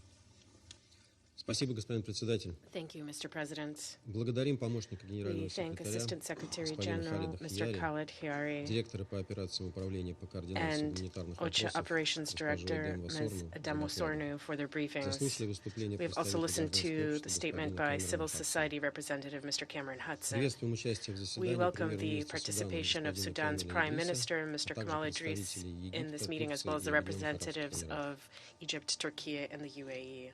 Внимательно следим за We развитием are ситуации в closely Республике monitoring Судан. developments in the Republic of Отмечаем Sudan. We note the предпринимаемые efforts действующим undertaken правительством by Судана the и национальными current вооруженными government of силами Sudan and the усилия national armed по forces стабилизации обстановки to stabilize the и situation восстановлению and нормальной жизни в restore стране, normal life in the включая country. This функционирование includes the государственных functioning of институтов и state оказание institutions помощи and населению. providing assistance to the population. Подтверждением этому служит This is поддержка, confirmed by оказываемая the support правительству given to the самими government by суданцами. the Sudanese people themselves. Рассматриваем эту работу We see как this work важный фактор as an important сохранения factor in управляемости государства в preserving условиях тяжелейшего кризиса. state governance amidst a severe crisis. Выражаем серьезную обеспокоенность We express serious опасной concern эскалации over the обстановки в dangerous южных escalation районах in Судана, the напрямую southern связанной regions of с Sudan, деструктивными directly действиями linked сил to the быстрого destructive реагирования. actions of the rapid support forces. Их вооруженные вылазки, Their armed нападения на raids, населенные attacks пункты on и объекты settlements and инфраструктуры, infrastructure, подрыв местных механизмов and undermining управления of local governance усугубляют mechanisms гуманитарные страдания и exacerbates расширяют географию humanitarian конфликта. suffering and extends the geographical Подобные scope of the шаги не имеют conflict. Such оправдания и actions ведут лишь are к дальнейшему unjustifiable затягиванию and кризиса. only prolong the crisis further.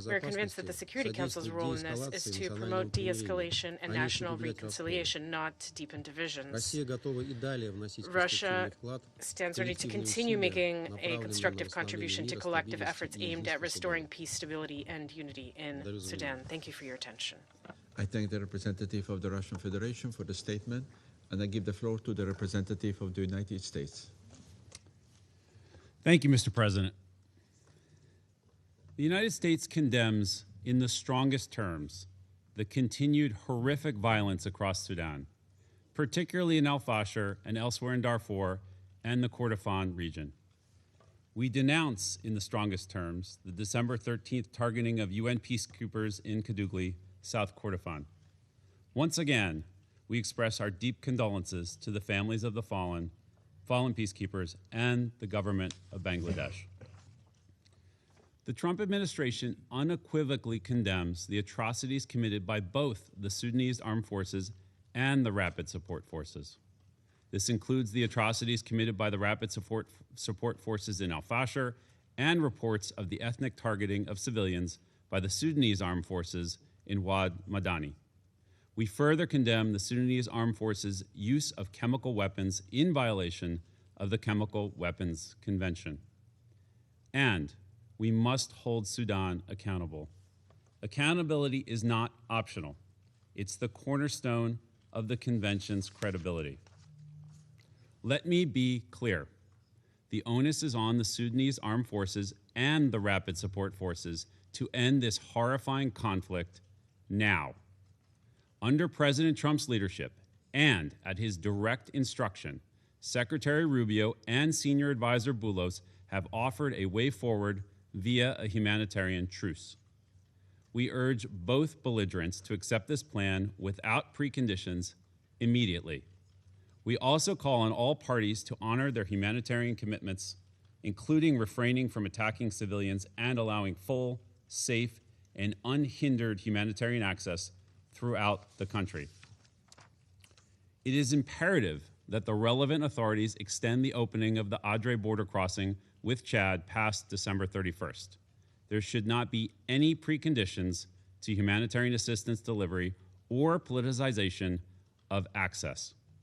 This devastating war, the fall of al-Fashir, the escalation of the conflict in the Kordofan region, and years of conflict in the heart of Khartoum would not be possible without external financial and military support to the warring parties.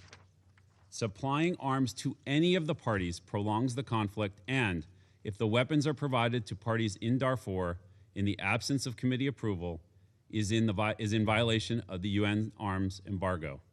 This needs to stop. Finally, we encourage the 1591 Committee to utilize the tools at its disposal, including sanctions, to hold to account those who are committing violations of international humanitarian law or human rights law or atrocities in Darfur. Thank you. I thank the representative of the United States for the statement, and I give the floor to the representative of France. Monsieur le Président, Mr. President, je voudrais tout d'abord remercier le first of all, I secrétaire would général, like to Monsieur thank Khaled et la ASG, directrice des opérations Khaled du Khari, BCH, and OCHA Madame Director of Eden Operations, Ms. Wassornou, pour leurs Eden interventions, Wassornou, for their ainsi briefings. que Monsieur Cameron I also Hudson thank pour ses Mr. remarques. Cameron Hudson for his remarks. Nous nous réunissons aujourd'hui We meet today pour répondre au conflit to au address Soudan, the conflict in Sudan, dont la population civile where the soudanaise est la civilian première victime. population is the primary victim. Les forces armées The soudanaises, Sudanese armed les forces, forces de soutien the rapide et rapid leurs alliés support forces, and their poursuivent leurs allies affrontements meurtriers, continue notamment deadly au clashes, Kordofan. notably in Kordofan. Des acteurs extérieurs And continuent de external les actors alimenter, continue y fueling compris them, en including violation de in l'embargo sur les violation armes of the arms Darfour, embargo on renouvelé Darfur, à which l'unanimité was en septembre unanimously dernier. renewed last September. Ces actions amplifient These la actions régionalisation du conflit. exacerbate the regionalization of the Cette conflict. régionalisation du conflit That est déjà en cours, regionalization is already et elle underway représente une menace and durable poses a pour la lasting threat sécurité to the et la security stabilité and de la Corne de stability l'Afrique, of the Horn of mais aussi de Africa, l'Afrique du Nord, as de well as l'Afrique North centrale Africa, et de Central l'Amérique. Africa, and the Red Sea. Le samedi 13 décembre, On une Saturday, attaque December de drone à 13th, a Kadougli drone attack contre une base de la force on intérimaire a de base sécurité of the des United Nations Nations Unies pour Interim Abyei, Security au Fils Noir, Forces for a Abyei coûté la vie UNISFA in à 6 Kadougli, casques killed bleus du 6 Bangladesh Bangladeshi et fait 9 peacekeepers blessés. and injured 9 others. La France France condamne cette attaque condemns avec this la plus grande attack fermeté in the strongest et exprime terms sa solidarité avec le and Bangladesh. express its solidarity with Elle adresse ses Bangladesh. condoléances aux familles We et aux extend our proches des condolences soldats to the décédés, families and loved ones ainsi of que the ses vœux fallen de soldiers prompt and rétablissement wish aux blessés. a speedy recovery Les to the responsables de injured. cette attaque Those devront être responsible identifiés for this attack must be et répondre de leurs identified actes. and held accountable. Monsieur le Président, je Mr. voudrais faire trois President, remarques I dans would le cadre de like cette réunion du Conseil de sécurité. to focus on 3 points Tout in d'abord, la this meeting France of the condamne Security Council. fermement First of les all, violences France strongly systématiques condemns et the persistantes systematic and persistent infligées aux violence civils. against civilians. À El-Fasher, In les al-Fashir, forces de soutien rapide the ont rapid commis des support forces atrocités have committed en violation du atrocities droit in international violation of humanitaire international et du droit humanitarian law international des and droits de l'homme. international human rights law. Dans les faits, In aucune reality, mesure no effective effective n'est venue measures donner corps have à leur followed annonce their pour mettre en announcement œuvre to une trêve implement a humanitaire. humanitarian truce.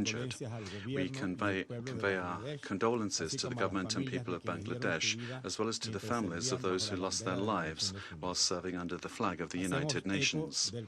We align ourselves with the Secretary Secretary General's statement affirming that attacks against peacekeeping personnel are unjustifiable and may constitute war crimes under international law. This attack, occurring amid an intensification of hostilities and an ongoing humanitarian crisis, underscores the increasingly dangerous environment in which peacekeeping personnel and civil society organizations operate while delivering assistance to the population at considerable personal risk. Since October 2025, following the resurgence of violence in Al Fasher, we have received numerous deeply alarming reports of attacks and developments on the ground in Sudan. The conditions endured by the civilian population point to a protection crisis of extreme magnitude. No individual should be compelled to live under such circumstances. The scale and intensification of violence, including indiscriminate attacks against civilians through the use of drones and increasingly sophisticated weaponry, highlight the urgent need to adopt concrete measures to protect those most at risk. We call upon all parties to cease hostilities, to place the protection of civilians at the forefront of their actions, and engage fully and constructively in the ongoing mediation efforts, while recalling the state's obligation to ensure the safety and well-being of the population it serves. Panama recognizes and values the multiple mediation initiatives currently underway at both the regional and international levels. In this regard, we acknowledge the active role of the Quad, the African Union, and regional efforts aimed at facilitating dialogue among the parties, which are essential to advancing a peaceful and sustainable resolution to the conflict. Mr. President, the present context reveals an undeniable reality. In a conflict of this magnitude, there can be no winners so long as civilians continue to bear the brunt of the violence. At the same time, we see the ongoing support, arms and financing from external actors, rather than exercising the influence that they have at their disposal to motivate the parties to cease hostilities, put an end to violence, to stop atrocities and respect human rights. The current context, at the same time, corrects the Speaker, we underscore the urgent need to strengthen protection measures in response to the continued prevalence of sexual and gender-based violence against women and girls. Sexual violence used as a tactic of war constitutes a crime and a serious violation of international law. Priorities must be clear: ensuring the protection of civilians, addressing the humanitarian crisis, achieving an immediate cessation of hostilities, safeguarding the sovereignty and territorial integrity of Sudan, and promoting accountability for violations of international humanitarian and human rights law. Panama, President, reiterates its commitment to a coordinated, inclusive, and human rights-based approach that supports mediation efforts and contributes to the realization of stable, secure, and dignified conditions which the Sudanese people deserve. Thank you. I thank the representative of Panama for the statement. I shall now make a statement in my capacity as the representative of Slovenia. I thank all briefers for their insight. Sudan today is not confronting tragedy by chance, but through sustained and deliberate conduct. This war has crossed every moral, legal, and human boundary. Slovenia condemns unequivocally the destruction of civilian lives across Sudan. I wish to make 3 points. First, the pattern of harm in Sudan leaves no room for misinterpretation. Civilians are attacked, killed, besieged, starved, bombed, raped, and displaced by design. Violence is not incidental. it is calibrated. Hunger is not a byproduct, it is imposed. El Fasher is most compelling example. For 18 months, a city has been surrounded, suffocated, and attacked from both ground and air. As we heard, these same methods are now spreading beyond Darfur. In Kordofan, violence is accelerating rapidly, with drone warfare adding a new and terrifying dimension, remote, indiscriminate, and devastating. This war has turned children into targets. In South Kordofan, a horrific attack on kindergarten, killing children, fully exposed the moral collapse of this conflict. Months ago, UNICEF warned that children are being subjected to horrors of sexual violence. Our position is clear. There is no circumstance, no justification, and no explanation that can excuse violence against children. We condemn it in the strongest terms. On 30th December, this same disregard for life extended to those mandated to protect it, when a drone attack on UNISFA logistics base in Kadugli killed 6 Bangladeshi peacekeepers. A day later, according to WHO, a hospital in Dalan was attacked, killing 9 health workers, one of many deadly assaults on health care that are stripping civilians of life-saving services across Sudan. Slovenia condemns all these attacks in the strongest possible terms and expresses its deepest condolences to the families of the fallen peacekeepers. We demand that those responsible be identified and held accountable. We equally condemn the use of siege, starvation, and terror as methods of warfare. Second, responsibility must be addressed. All civilian deaths, regardless of location, affiliation, or perpetrator, are equally unacceptable and demand the same clarity of condemnation and commitment to justice. A number of reports has made it clear both parties bear responsibility for harm to civilians. The crimes committed by the RSF stand apart for their scope, intensity, and brutality.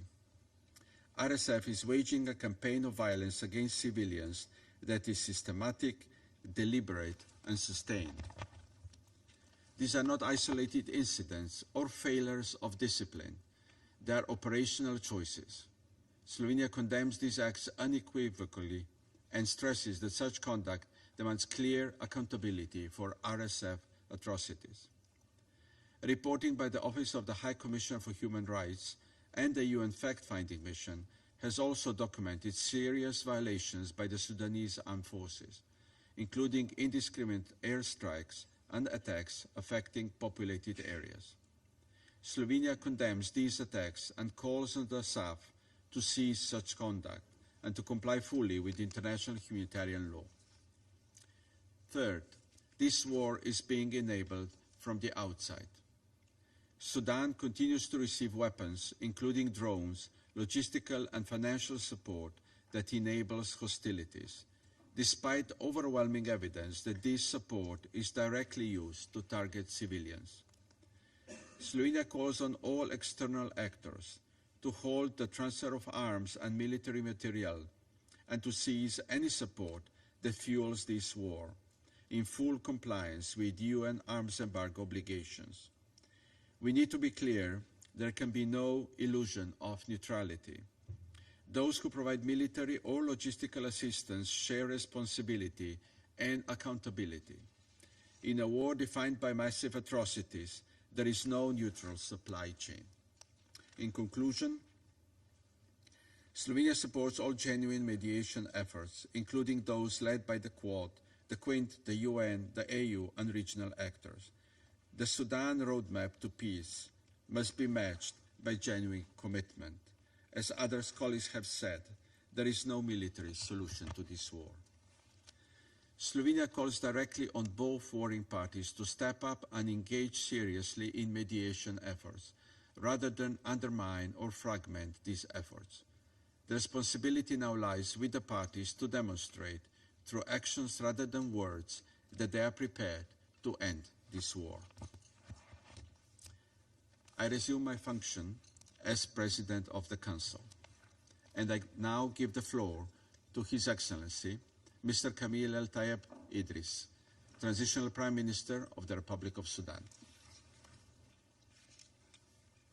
Mr. President, distinguished members of the Security Council, Sudan stands today at a defining moment in its history, a moment where the silence of guns can either be delayed by hesitation or secured by courage. Our nation, as you have rightly established this morning, has paid an unbearable price in human lives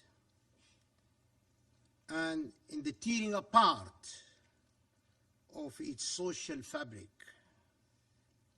Cities have been reduced to ruins, families to exile, and the hope itself has been placed under siege. The Government of Sudan Peace Initiative is born not from illusion, but from necessity, not from victory, but from responsibility. It is a deliberate choice to replace chaos with order, violence with law, and despair with hope. Grounded in international principles and the complementarities and synergies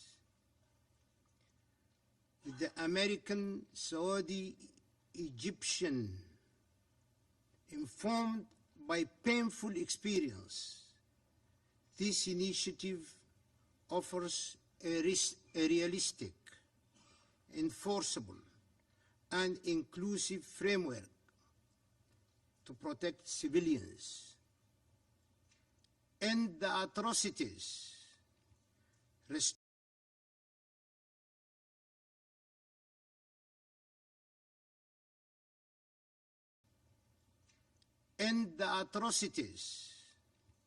restore state authority, state responsibility, and open the door to national reconciliation. Today, Sudan does not ask for sheer sympathy. I must make this point very clear. We are not here to ask for sheer sympathy from this Council. It asks for partnership in securing peace, justice, and dignity for our people. Our initiative is homemade. Let me underline, homemade, not imposed upon us. It is not about winning a war. It is about ending a cycle of violence that has failed Sudan for decades.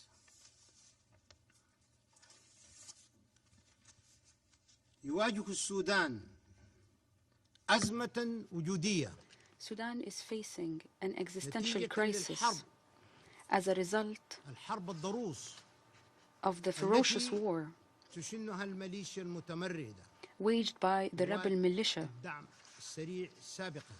formerly the Rapid Support Forces, في انتهاك صريح لكافة القوانين in والأعراف blatant الدولية. violation of all international laws and norms. مما أدى إلى كارثة إنسانية This has غير led مسبوقة to an unprecedented humanitarian catastrophe وزعزعة الاستقرار الإقليمي and والدولي. has destabilized regional and international security. من أجل ذلك Therefore, وعطفاً على خارطة الطريق التي further to the تم roadmap إيداعها إلى مجلسكم presented to الموقر your esteemed council, وتكاملاً مع مبادرة السلام and in complementarity with the الأمريكية المصرية Saudi-American Egyptian Peace Initiative, نقدم مبادرة حكومة we present السودان to you للسلام the Government of Sudan Peace Initiative.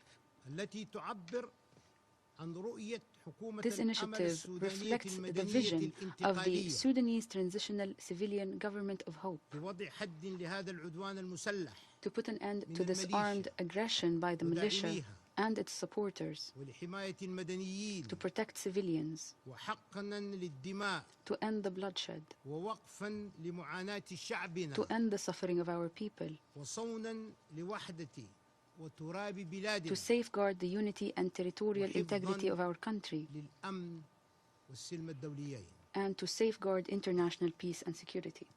الخطوات الأساسية للسلام. The following are our core steps towards peace. First, a ceasefire. We need to declare a comprehensive ceasefire under joint monitoring by the United Nations, the African Union, وجامعة الدول العربية and the League of Arab يتزامن States, معه انسحاب الميليشيا in المتمردة parallel من with the كافة withdrawal المناطق of the التي rebel militia تحتلها from all areas it بإعلان occupies. المبادئ الموقع This would be in بمدينة implementation بتاريخ for the 11 Declaration of Principles مايو signed in Jeddah on the 11th of 2023. May 2023. ثانيا تجميع مقاتلي Secondly, الميليشيا المتمردة في معسكرات we need محددة to group rebel militia combatants in designated camps. انسحاب مقاتلي الميليشيا وتجميعهم There is a need for the withdrawal of militia combatants and their grouping in agreed-upon camps under joint supervision. This supervision is to be carried out by the UN and African and Arab actors. There is a need for the registration and screening of rebel militia combatants and the collection of their personal biometric data. Third, we need to address internally displaced persons, refugees, and humanitarian assistance. There is a need for facilitating and securing the return of internally displaced persons to their regions of origin, along with facilitating and securing the voluntary return of refugees, and facilitating and securing the unhindered flow of humanitarian assistance to all populations in need in conflict-afflicted areas. Fourth, we must guarantee the disarmament of the rebel militia. This would be through the implementation of a comprehensive disarmament process under agreed international monitoring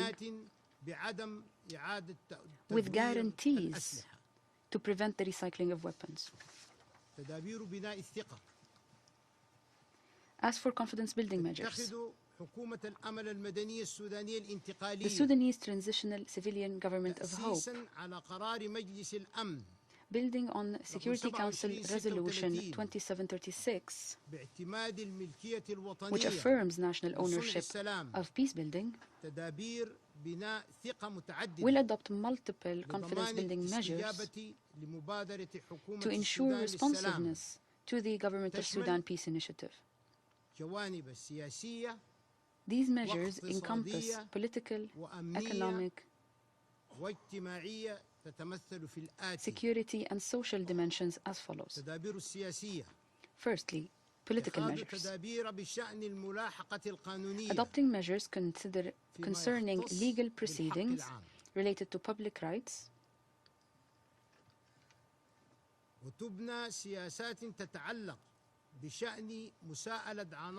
developing policies addressing accountability for militia members not implicated in war crimes, genocide, human rights violations, or other crimes defined under international law,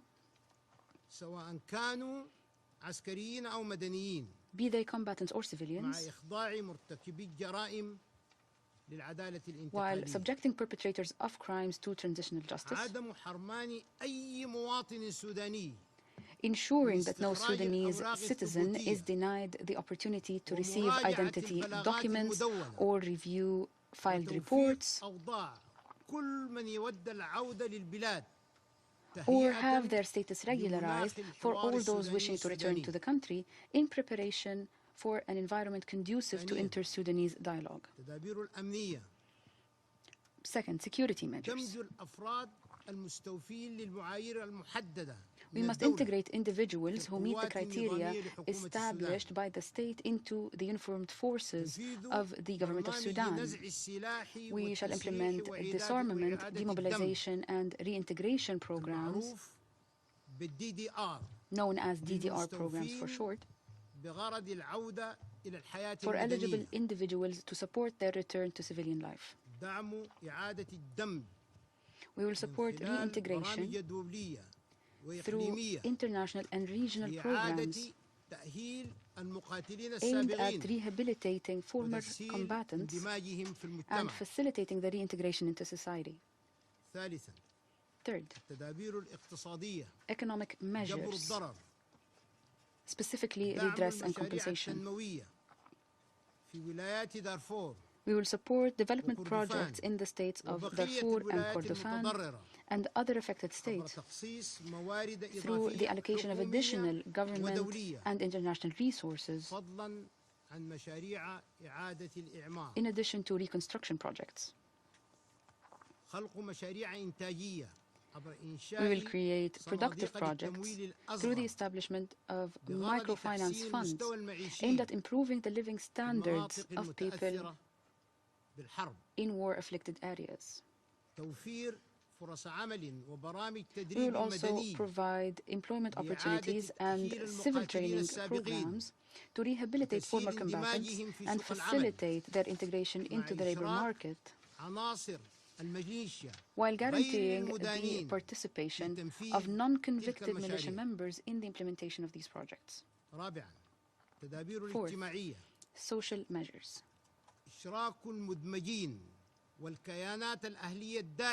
We will guarantee the inclusion of non-implicated militia members and their supporters in social peace initiatives and provide opportunities for them to contribute to reconciliation and redress programs, thereby strengthening local communities' trust in them. We will also guarantee the inclusion of reintegrated members in educational and health projects through support to schools and hospitals in war-affected areas, thereby making them part of the community-based solutions. As for reconciliation and community peace conferences, we aim to convene comprehensive international and national conferences to re-establish community peace, reconciliation, and healing in cooperation with the United Nations, international regional organizations, donors, and fraternal and friendly states in order to address the consequences of war, repair the social fabric, and create a healthy and resilient societal environment. As for the political process, we aim to hold inter-Sudanese dialogue during the transitional period, through which political actors will agree on how the state is to be administered and how the country is to be governed. This will be followed by free and fair elections under international monitoring, thereby fulfilling the requirements of a comprehensive democratic transition. Mr. President, distinguished members of the Security Council, history will not remember how complex this conflict was. It will remember whether the world acted when action was possible. It will remember when action was possible. The government of Sudan Peace Initiative offers a clear test of our collective resolve. A ceasefire that can be monitored, disarmament that can be enforced, justice that is not selective, and reconciliation that is not superficial.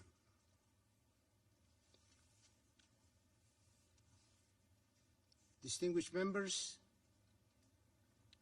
the initiative affirms a simple and enduring truth. There is no peace without accountability. No stability without a single national authority, and no future without healing. Sudan seeks neither impunity nor endless war. It seeks a just peace anchored in law and safeguarded by the international community. You are the international community. This collective assembly of the Security Council is the full representation of the international community. This initiative can mark the moment when Sudan stepped back from the edge and the international community, you stood on the right side of history.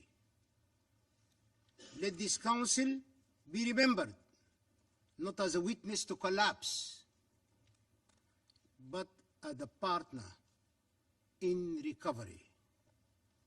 I am here today, distinguished members of the Security Council, therefore, to seek your undivided attention and full support. Thank you for your attention.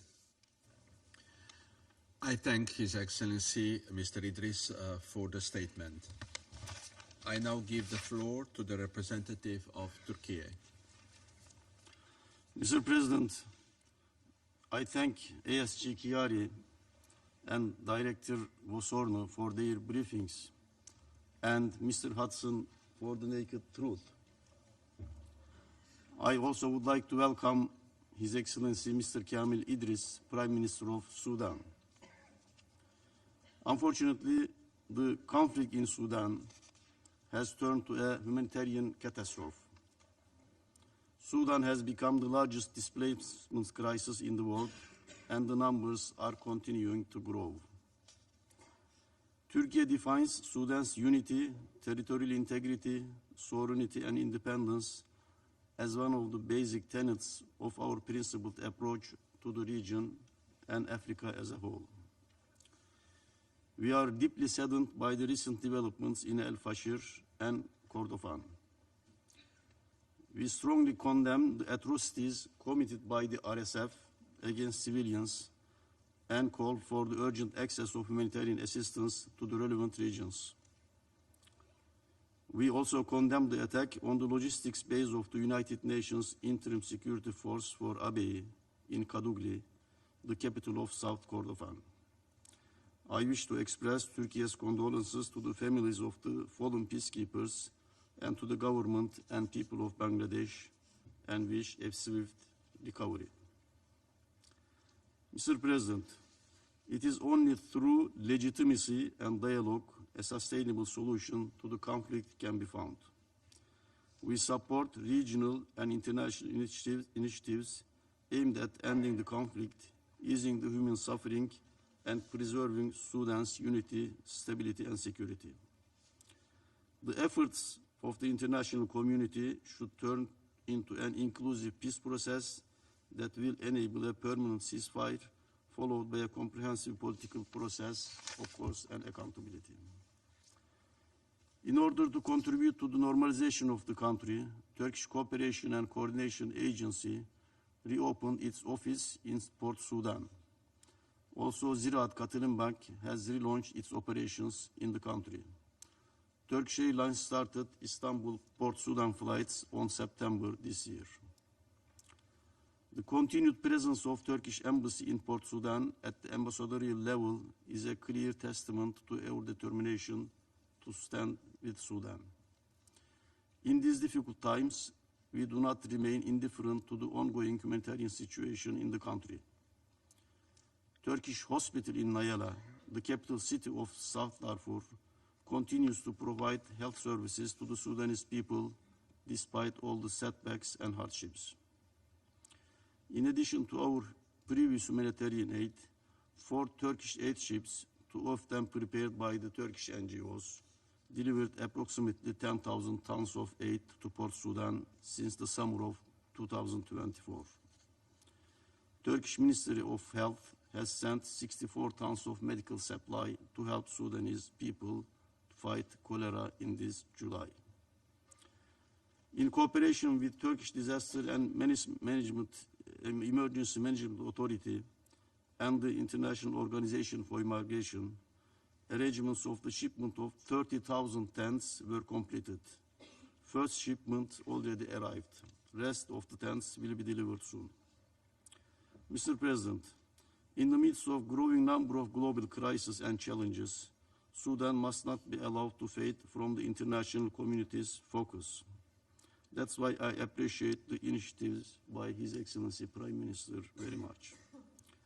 Establishment of a reliable ceasefire, sustainable and safe delivery of humanitarian aid remains to be urgent needs. People of Sudan must be enforce efforts to end the conflict, and thank you. I thank the representative of Turkey for the statement, and I give the floor to the representative of Egypt. Mr. President, allow me at the outset to warmly welcome the Prime Minister of Sudan, Dr. Kamal Idris, among us today.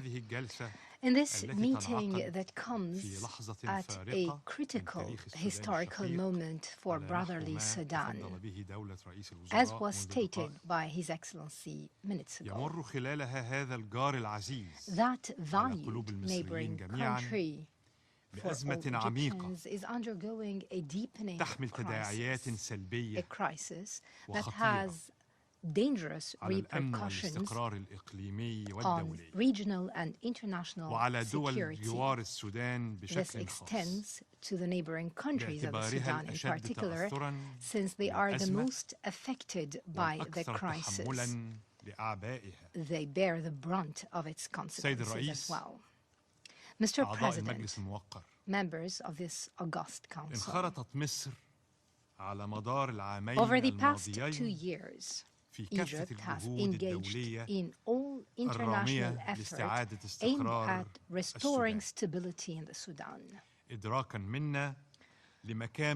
We recognize the conflict's multiple routes of danger, especially in light of the Sudan's strategic location at the heart of Africa, neighboring 7 different countries. The Sudan also has long coasts along the Red Sea. Thus, the repercussions of chaos and insecurity could lead to threats to the security and safety of maritime navigation in the Red Sea.